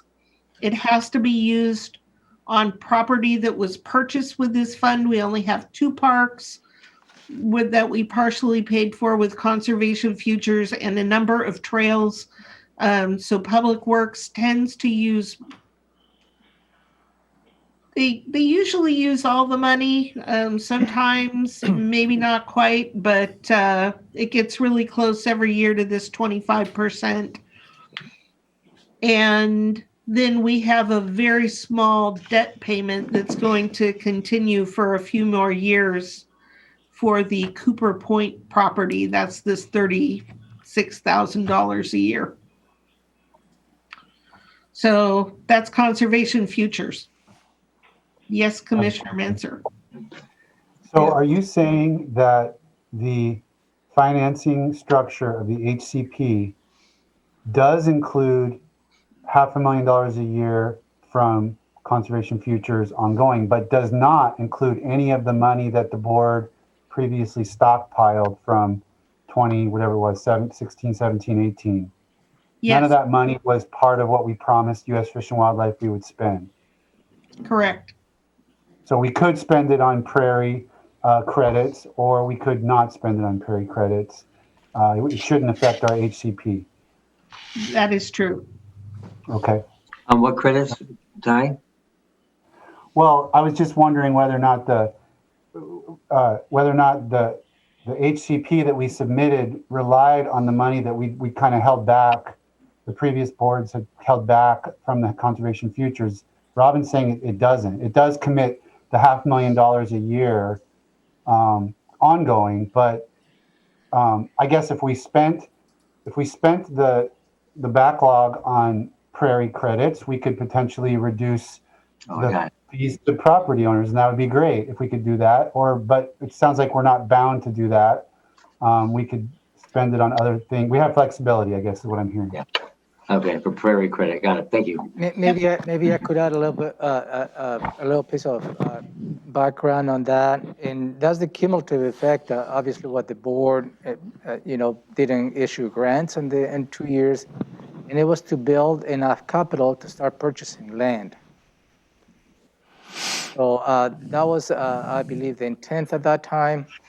Granted, as Robin stated, is no part of the financial plan. They included the HCP.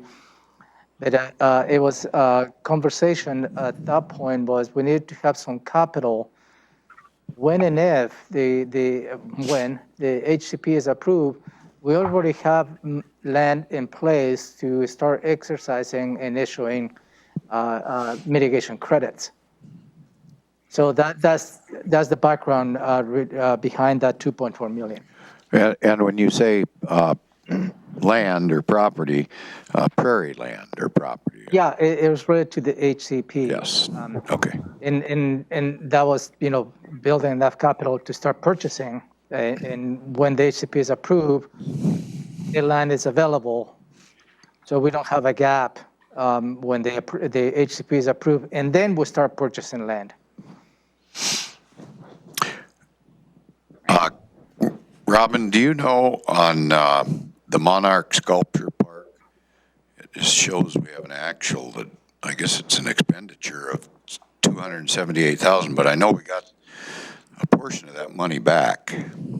We got back $257,500 of that in 2018, and that's under the revenue. You'll see right here where my pointer is. Okay, I'm looking for it here. I see it. I got it. Yeah. Okay. Thank That's you. the money coming back in. Thank you. Nice. And thank you, Commissioner, for saying what the heck's going on with that. That you were on that, and we got that back. Thanks. That in escrow for 2 years. Very good. All right, gonna move on to. Well, sorry, before you move on, Robin. Yep. You're kind of implying or hinting that maybe there's, this money there that we should do something with. But Ramiro described kind of what the intent was to keep this ready for prairie credits and stuff. So is there any reason why we shouldn't just stick with that original idea and just keep that money? Is there any downside to just keeping it and having it ready for prairie mitigation? No, there's no downside in keeping the money in this fund. And I'm not suggesting that you should do something with the money in conservation futures. I'm telling you that there is an opportunity here should you choose to do something. In historic preservation, I was telling you spend the money because the fund balance is, in my opinion, ridiculously high. But in conservation futures, we saved money for a purpose. And if the board should choose to continue that purpose, that would be an excellent choice. And thank you. related to the timing of the HCP, one of the reasons as to why we have not exercised our purchasing land, because we wanted to have a somewhat of a nod, or perhaps the HCP as presented to Fish and Wildlife is moving through the environmental review process or the public process. That will give us an indication that at least the HCP in its context is acceptable. And I already had a discussion with Cped and Public Works that as soon as we have that indication, we can start looking for properties that we can start purchasing that will serve the intent of mitigation credits. So if that happens by the end of the year, most likely we can start looking to purchase property in 2021. You're thinking that by the end of this year, we're going to get that notice? Indication the draft HCP has moved into the public process. Yeah. Public process and environmental process. That means the U.S. Fish and Wildlife has accepted in a way the plan. Okay. That's my optimistic expectation. Well, good. I like optimistic. I think that as we move forward on that, just for a piece of conversation, I guess, that's one of the reasons I was interested in that Nelson property, because it's prairie property, and another property that we might miss out on because we didn't get it was that Tenino Ranch, T90 Ranch. Hutch, what's the name on that big property? The Ag Business Park? Yeah, where the Ag Business Park was.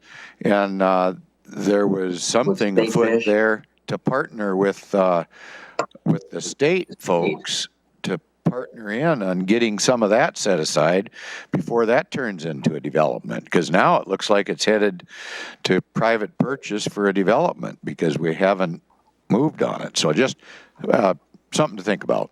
No, and that particular property, Commissioner, was not necessarily the county did not move on that. It was predicated on having a grant from the state to purchase the overall parcel.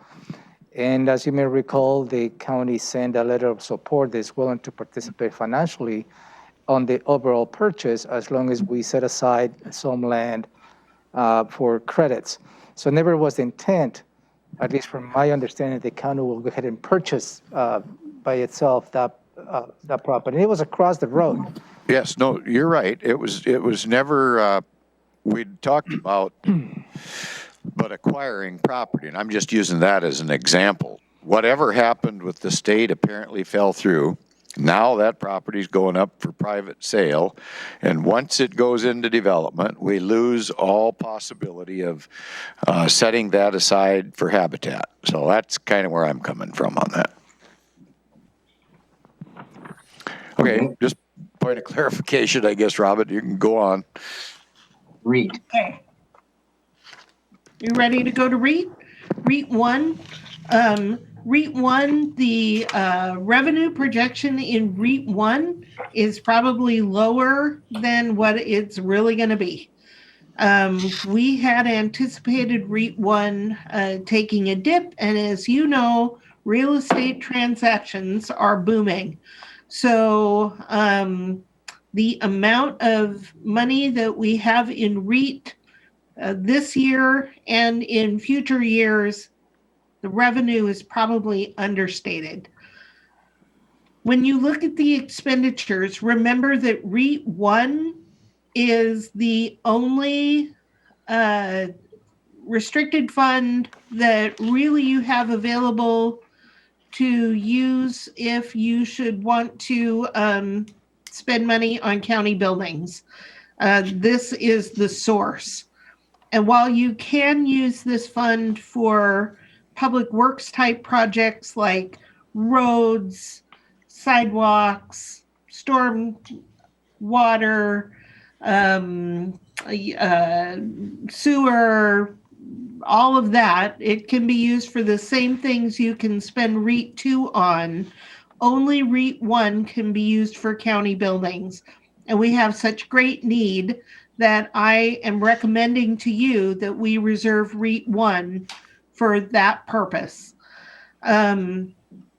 You do have some capacity at this point, and I don't have the number in here, but and huge kudos to Patty, by the way. She hasn't been with the county very long, but she has picked up and updated these financial plans. She's done a great job. But you see the couple of notes, check with Robin, and we weren't able to connect.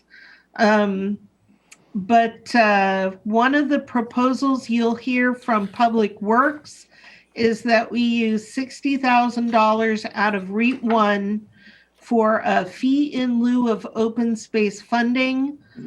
I'm not sure if that is a qualified use for REIT 1. I don't think it is, but we'd need a legal opinion. Down here, how much can we put in for the courthouse? I've told you that we can probably borrow around maybe up to 50 million.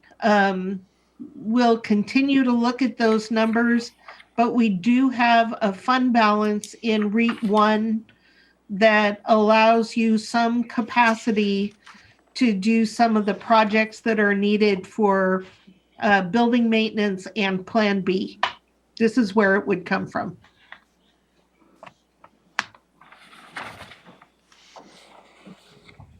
Moving on. Hey, Robin, just real quick. You said the projected 2020 balance of the REIT 1 is understated, and even for future years, by $500,000 or $1 million, or what do you think it would be? How much? I'd have to look at how strong REIT is coming in. It's probably understated by around $500,000 this year, is my guess. Just a gut. That's all I wanted, was just a gut. Yep. Yeah. Thank you. Man, don't hold me to that.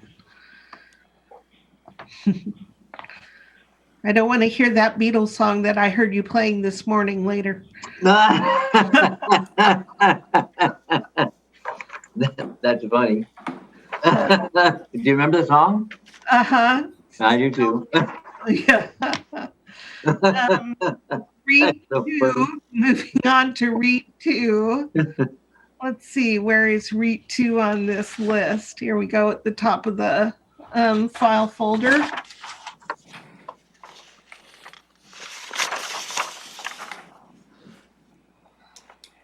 Oh, it's a little too big. This is the 1-year plan, but we want to look at the 10-year plan. Again, the revenue estimate is probably a little low because we know that, I'm going to dismiss that. We know that REIT is coming in very strong. REIT 2, again, if you think of public works types projects, that's how you can spend REIT 2. That's what it's restricted on. We bring in roughly $3 million a year, and public works, as you saw in the policy level request list, they're going to propose all kinds of ways that you can spend this. We continue to reserve money for the fish passage enhancement projects. That's the funding you see here into the future, $1 million a year for fish passage. And then Public Works will be proposing other high priority projects to pay for from Reit 2. Like a sand shed? No, the sand shed is being paid for from the road fund. Oh, Not okay. Reit 2. Thank you, Commissioner Hutchins. I thought that was a sandbox. But, okay. Hey, I have a question on Reit 2. Down where it says Parks and Trails, then you go across right from there and you got 500,000.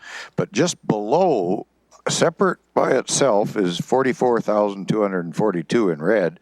But I don't see that it's assigned to anything. What's that about? The Uh, Yolntonana Trail is, No, it's the dark Parks and Trails. But there's nothing there. well, that's the title. That's the title of that group. Yeah, and there's, look over there, and there's 44,240. Oh, I see Red. what you on a said. line, it's on a line without a label. Let me check Yeah. on Okay, on okay, I that. see what you said. Sure, Okay, we'll get back to you on that. Okay. good catch. Good. I thought you threw that stuff in there every once in a while just to see if we were paying attention. You're, Yeah. you're exactly right. It keeps us all on our toes. So again, Reit 2, you do have capacity in Reit 2 to do some projects, and I think that the county manager may have some proposals for how we spend some of that money. Yes. Are you there now? I would like for the board to consider implementing an overlay program. A what? Overlay program in the county. Overlay Yeah, program? For the roads. for the roads. And I To the believe, tune of how much money? well, that will be depending on how much the board will approve on some of the requests. But I believe there is, as Robin has stated, some capacity that you can probably invest on the conditions of the road in the long term. And I believe that is going to mitigate the need for the road fund to fund that the overlay program in future years. I believe that perhaps you may consider investing on as you have on fish barrier passage, $1 million a year. Perhaps there may be the same magnitude capacity in this fund for an overlay program. And that does, what's it do, about 25 miles of road? We could probably afford closer to $500,000. Okay, or $500,000, whatever's, depending on how much the commissioners fund on the other request from Public Works. Right. Yeah. When you say overlay, though, is that like chip seal, or is that a complete No, overlay? overlay, complete Like what overlay. happened on 153rd there? Yep. Okay. Now, I'm looking at overlay under roads and transportation for 2019. Is that what is that kind of what you're talking about, though? Is adding it for 2021? That, Or just a separate line? What I'm suggesting is a continued investment. Okay.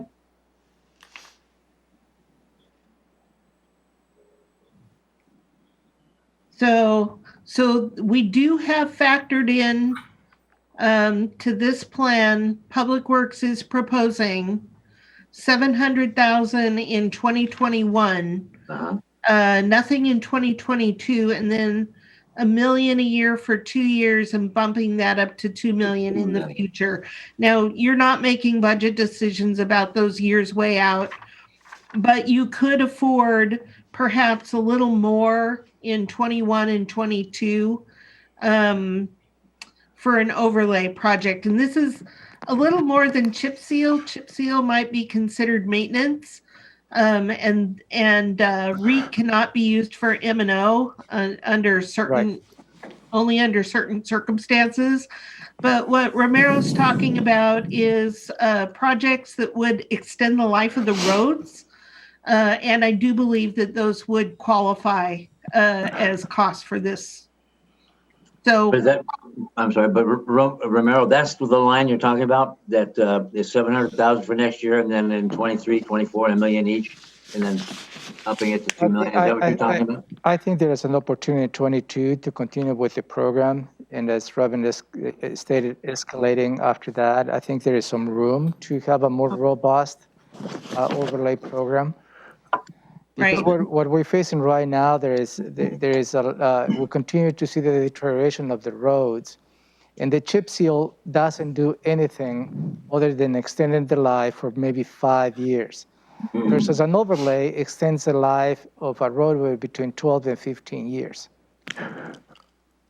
I don't have any heartburn with that myself, but are you thinking we're going to make that decision this afternoon? No. No. I'm just explaining my suggestion. Yeah, no, I think we should talk about it. Yeah, Right. You're not making decisions today. So that'll be part, again, of the conversation that you hear when you talk to Public Works as well.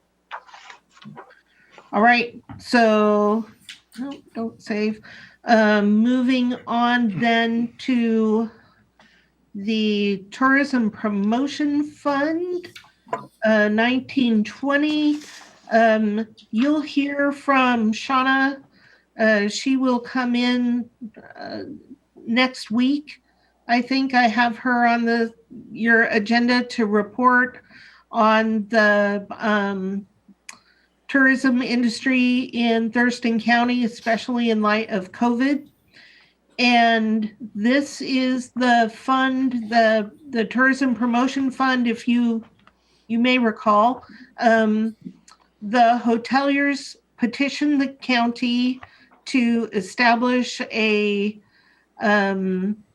fee, $2 per bed night in hotels with rooms of more than 50 rooms. All of the hotels are in the cities.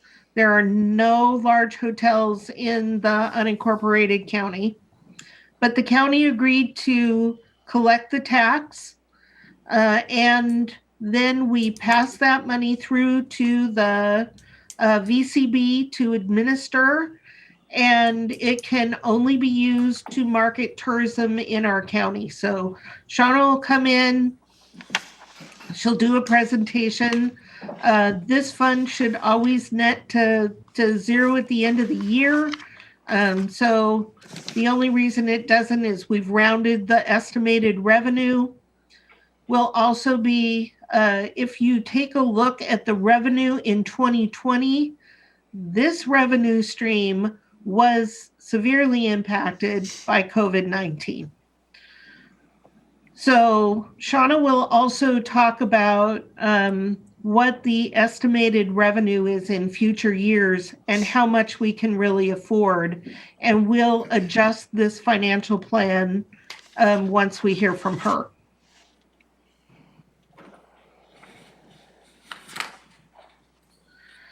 All right. Moving now to the PEG fund. This one. The PEG is, it stands for Public, Education, and Government. This is a fee that we collect from Comcast in accordance with our contract with them and FCC rules. It's one of the things that has actually been contentious in the contract negotiations. Comcast is not necessarily agreeing with what the jurisdictions believe they should be paying in PEG fees, especially in the future.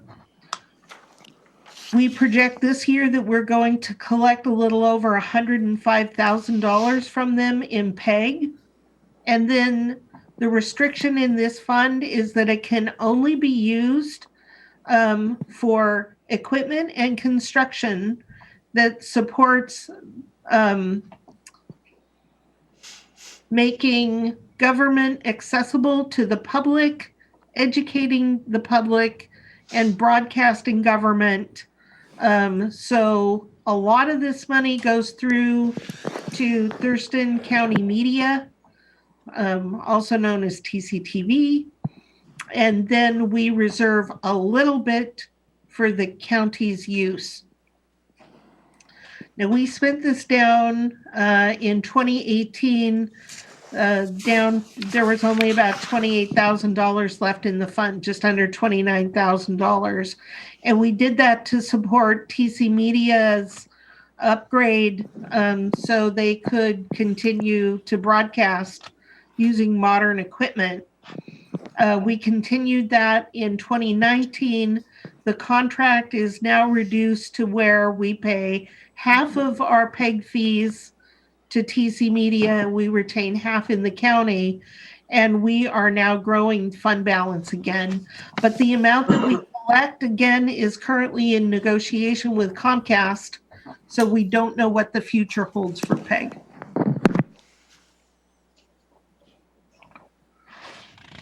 Any questions before we move on? No.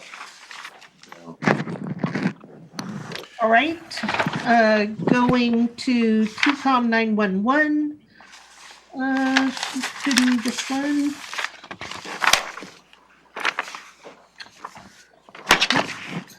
And TCOM 911, just very quickly, is, whoops, too big.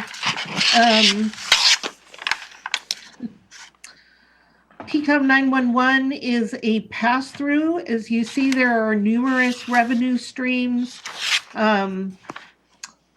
There is so these are all taxes. Some of them come on the fee on the phone. Some of them are a sales tax. You see a big jump in revenue on the communications tax from 2019 to 2020. That reflects an increase that is voter approved. Yes. So there is more coming into the county. We collect this money and we pass the entire amount through to TCOM 911 to administer. So one of the things you just approved was the budget appropriation authority that goes with this increase in the revenue. And it's just going to grow from here. So that's TCOM.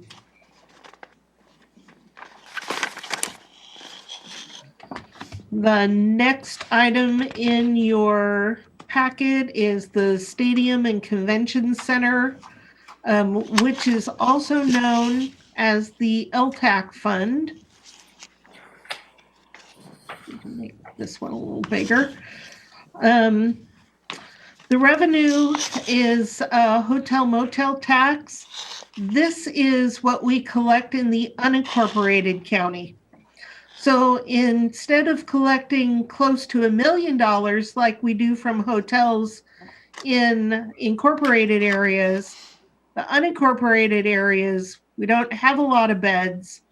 This is also a $2 per bed per night tax. And we collected in 2019 just under $60,000.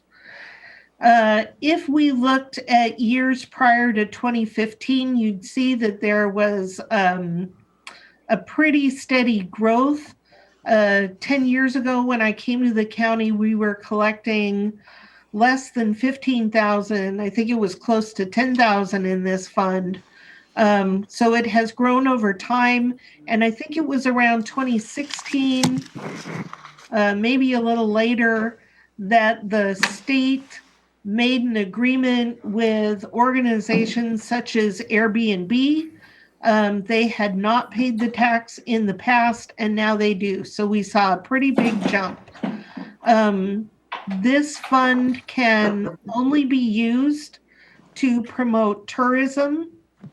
It's also known as the Ltch Fund, the lodging and tourism assistance committee, lodging tax advisory committee. That's what LTAC stands for.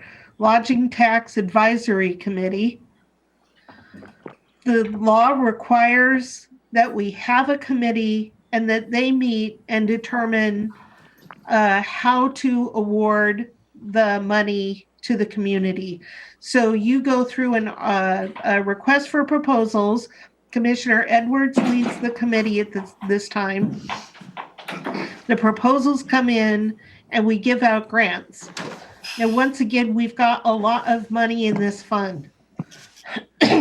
So the committee so far has granted all of the requests that come in because there's plenty of money to award. And this year with COVID, we don't think any of the events that we were going to fund are going to happen. So we're just not going to pass out any money this year. That just adds to the available fund balance. So we are once again suggesting that you increase the amount of grants that the county hands out and use that to try to restore tourism in the county in the future. And the hotel motel tax, that $2 per bed night, is self-imposed by hoteliers, isn't it? Don't they set that amount and agree? I have to agree to it? No, this is for the tourism promotion area. The hotelier suggested that amount, but for the stadium and convention center fund, the amount is fixed in state law. You may talk to Go ahead. I was going to say, you could talk to your peers around the state. Lewis County pulls in hundreds of thousands of dollars in this fund. They have ski resorts. Thurston County has nothing like that. So we don't pull in a lot of money for this. Yes, Commissioner Mensah, I see your hand. Oh, go ahead, Ty. Why is it called a Stadium Convention Center financial plan? What does that have to do with anything? It's not like the grant roll out for anything. That is the title given in state law. So this has nothing to do with the debacle that we tried a couple years ago. No, nothing. No, nothing. No, nothing. Thank you. Just Thank you. still looking for wins from that one. This is more for activities like bluegrass festivals and such. That is how we use it, yes. All right, duly noted. Okay. Moving on. Trial court improvement. Go.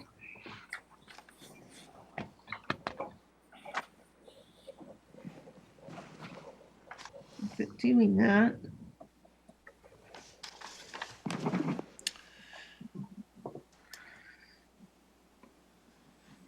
So this fund, the revenue from this fund is from the state. They pay us half of the district court judge's salary. So we report to them, here's how much we're paying our district court judges. And by the way, judges' salaries are set by the state. So they know how much we're paying. And half of that amount we receive as an award from the state. It's a revenue sharing thing. And instead of using that to pay the salaries for our judges, the state has required that we use it for trial court improvement. So anything that could be seen to improve the trial court process for both district court and superior court.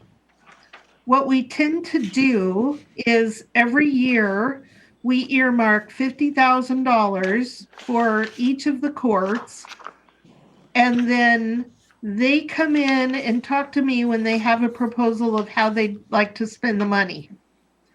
We do restrict it to one-time expenditures rather than ongoing costs. Both courts agreed to that parameter. It could be spent on, say, an FTE that would support court calendars, but the courts have chosen, and through agreement, to not spend the money that way. We spend it on one-time things. So what you see in this financial plan in 2020, this year, is that Superior Court didn't spend anything out of this fund this year. District Court is going to spend about $13,000. And then there's operating transfers to central services and to IT, where we did projects for the courts that were paid from this fund. In the future years, what you'll hear from Superior Court is they want to use $100,000 to pay for those space improvements at the FJC. So you'll hear that when you talk to Superior Court. It's one of their budget requests. Other than that, we just put money in this and the courts use it as they see fit. One example is one year Superior Court bought brand new jury chairs. That's how they used it. It's been used for minor remodels, just a variety of things. There's room in the fund. You see the fund balance. We anticipate the end of this year to be about $445,000. So there's room should the courts ask you to do it. I should also mention that about 6 years ago, the Board of County Commissioners at that time got creative with this fund, and for 1 year funded a administrative support person in public defense. And both courts came to have a conversation with the board at that time and said, please don't do that again. So the judges did not feel it was an appropriate use of this fund. Elizabeth told us it was a legal use, so we did it for 1 year, and then we got that expense out of this fund. So we do try to work in cooperation with the courts on how this money is used. But I didn't think that was for staff. We couldn't use it for staff? I thought it was just for projects. We could use it for staffing. You'd want to get the agreement of both the courts if you did, and it would be staffing for the courts. Yeah, that's a broad topic, though. Yeah. The courts, yeah, I get it. Okay. I have a question on that. Yeah, go ahead. Jump in. So I don't really understand this fund. So you say that it comes from, I don't understand when you said it's half the judge's salary, but then we've got to use it for, but then you said we've set aside 50,000. I mean, and this number, I mean, the judge's salaries are way more than that for district court. So in 2019, half of the salaries of the district court judges came to $68,000. That's what we received from the state. But that can't be right. We have 3 judges, and they each make, that would be half of like 1 judge's salary, not half of 3 judges' salaries. So that, all I can tell you, I understand that the logic doesn't work. But that's what we get. Okay, so let's say that that's half of all the judges' salaries. Then you're saying that, in fact, we don't actually pay the judges with that money. We pay the judges with the general fund, and we use this. And is that our decision, or the state said we have to do that? That is the state law. So the state's not paying the judge's salary. They're paying for court improvement, and we're paying the judge's salary. That's correct. Does any of the money go to the judge's salary? No, So what were you saying about the 50,000 set aside? If 68's coming in, why are you saying we set 50 aside? Where's the other 18 going? so we set aside, if you look at 2023, see these two $50,000. We earmark 100,000 for the courts, 50 for each court every year. 21 and 22 are an anomaly because Superior Court is asking for more. But our normal practice is to just set aside 100,000. And if you look at prior years, they never use that much. So Okay, so you, balance has grown. so okay, yeah, we're setting aside that amount because we have a healthy fund balance and we have that ability to go a little above the annual revenue. Okay, I gotcha. It just seems odd that, but with Superior Court, that's not how it works, right? The state does pay half the judge's salary. Yes, and they This pay is it directly. Okay, this is a peculiarity of district court. Yes. Okay, that's weird. It is a very strange little thing. And I hear you that 68,000 is probably not half of what we paid, but that's how much they decided to pay us. Okay. So that's the Trial Court Improvement Fund.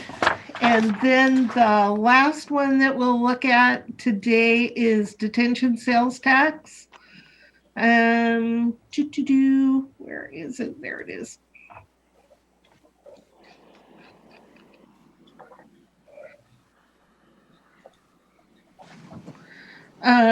Detention Sales Tax. We are collecting, again, it is a sales tax, so the revenues have gone up substantially. 2020 at this point, again, may be somewhat understated because we're not seeing the big dip that we thought we would.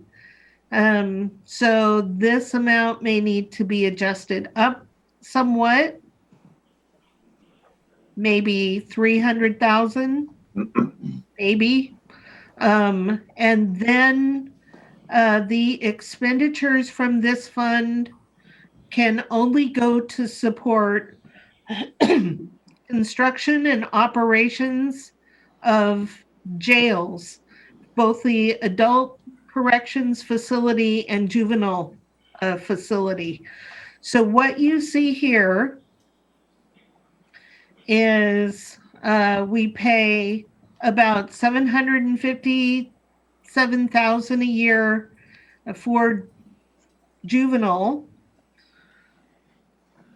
$2.4 million a year for the adult corrections. We use this fund for debt service because we used it in part to build both the FJC and the new jail. So there's a substantial amount of debt payments that come out of this fund, $3.6 million this year, and then a very small amount of indirect.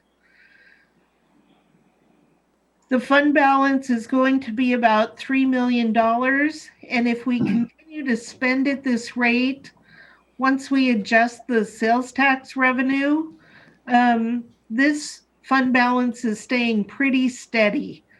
So you may recall that we shifted some cost of corrections out of the general fund into this fund. A couple years ago, I think we did that.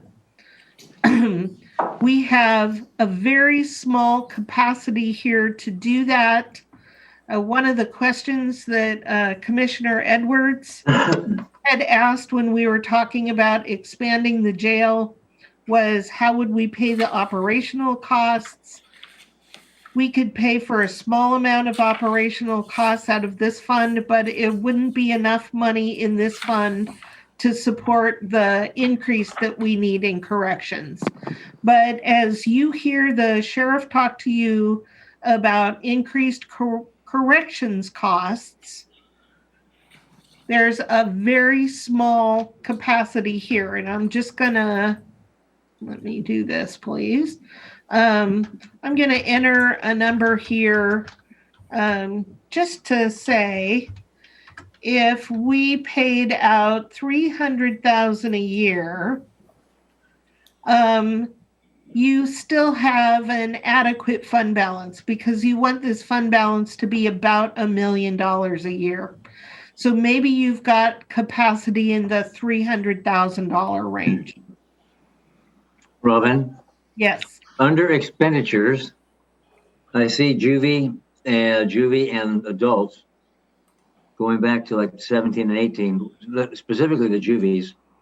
It was increasing. Well, let me ask you this: both of those, the adult and juvie, the staffing is pretty much the same, although the costs go up. Is that directly related also to the population in the jail? No. Nope. No, not at all. Okay. This is for corrections. For a long time in the old jail, we paid for post 6. Whatever staff it took for post 6, plus we paid for the project manager for the development of the new jail. When they moved to the new jail, you see costs went up substantially. Yep. I think we moved in before 2017, but we started paying for more FTEs at the new jail. I don't know why 2018 was low. That's what I can't figure out. Yeah, so I don't know why it dipped that year, but in 2019, we moved a substantial amount of money from the general fund, and we paid for additional FTEs. And you may recall that conversation. We had the staffing study, and we added FTEs, and we paid for them out of this fund. Okay. Seven positions, in fact. Yeah. Thank you. It's a big increase. Don't forget to take that 300,000 out. Thank you. We'll do that. So you've got a little bit of room in this fund, but not much. All right. So those are, don't save that. Those are all of the restricted funds that are managed by the board. There are 2 other very small funds that don't have a lot going on in them. The jail project, which is on hold, and the courthouse project that we're trying to determine the way forward on. But pretty much this is what we've got. And that is everything I have for you for today. It was an extra, in case you're getting All you scared. got, Robin? That's how eyes get really big. 7 hours of budget lines. That's all you got? Hours. That's it. Yeah, that's all for today. Internal services. I'm gonna have to go home and balance my checkbook just to get. Yeah, that's it. Or watch it fade. I used to not balance my checkbook, and I told my husband that there just weren't enough zeros for me to care about in our personal checking account. Like, this is budget dust. Budget dust. Yeah. So tease us. Give us a teaser for tomorrow. What are we doing tomorrow? Oh, tomorrow. Tomorrow you start the conversation with the law and justice. And we begin tomorrow at 11 with pretrial services. Then in the afternoon, you spend 2 hours with the sheriff talking about law enforcement and corrections. And you end the day tomorrow afternoon with the coroner. Yeah. On Perfect. Friday, Woohoo! Friday continues law and justice. You'll meet Friday morning with Superior Court, Juvenile Court, and the clerk's office. And in the afternoon, district court, the prosecuting attorney, and public defense. So the rest of this week is law and justice. Very cool. Okay. I would also mention that there's a schedule change for next week on Wednesday afternoon on October 14th. One of the commissioners has a conflict. So we will be moving the conversations about treatment sales tax, emergency management, and Medic 1 to Friday morning. So we'll get that changed on your calendars. The whole afternoon is gone. On the 14th, there's a conflict with one of us? Yes. Okay. Are you showing a conflict on the 15th with me at 9? No, should I be? Should we, showing be- conflict? what conflict? We'll chat. We'll chat offline. Okay, we'll figure it out. Okay. Thank you. We are, I'd reserve time on Friday because in my opinion, your budget is one of the most important things that the board does, is to adopt a budget.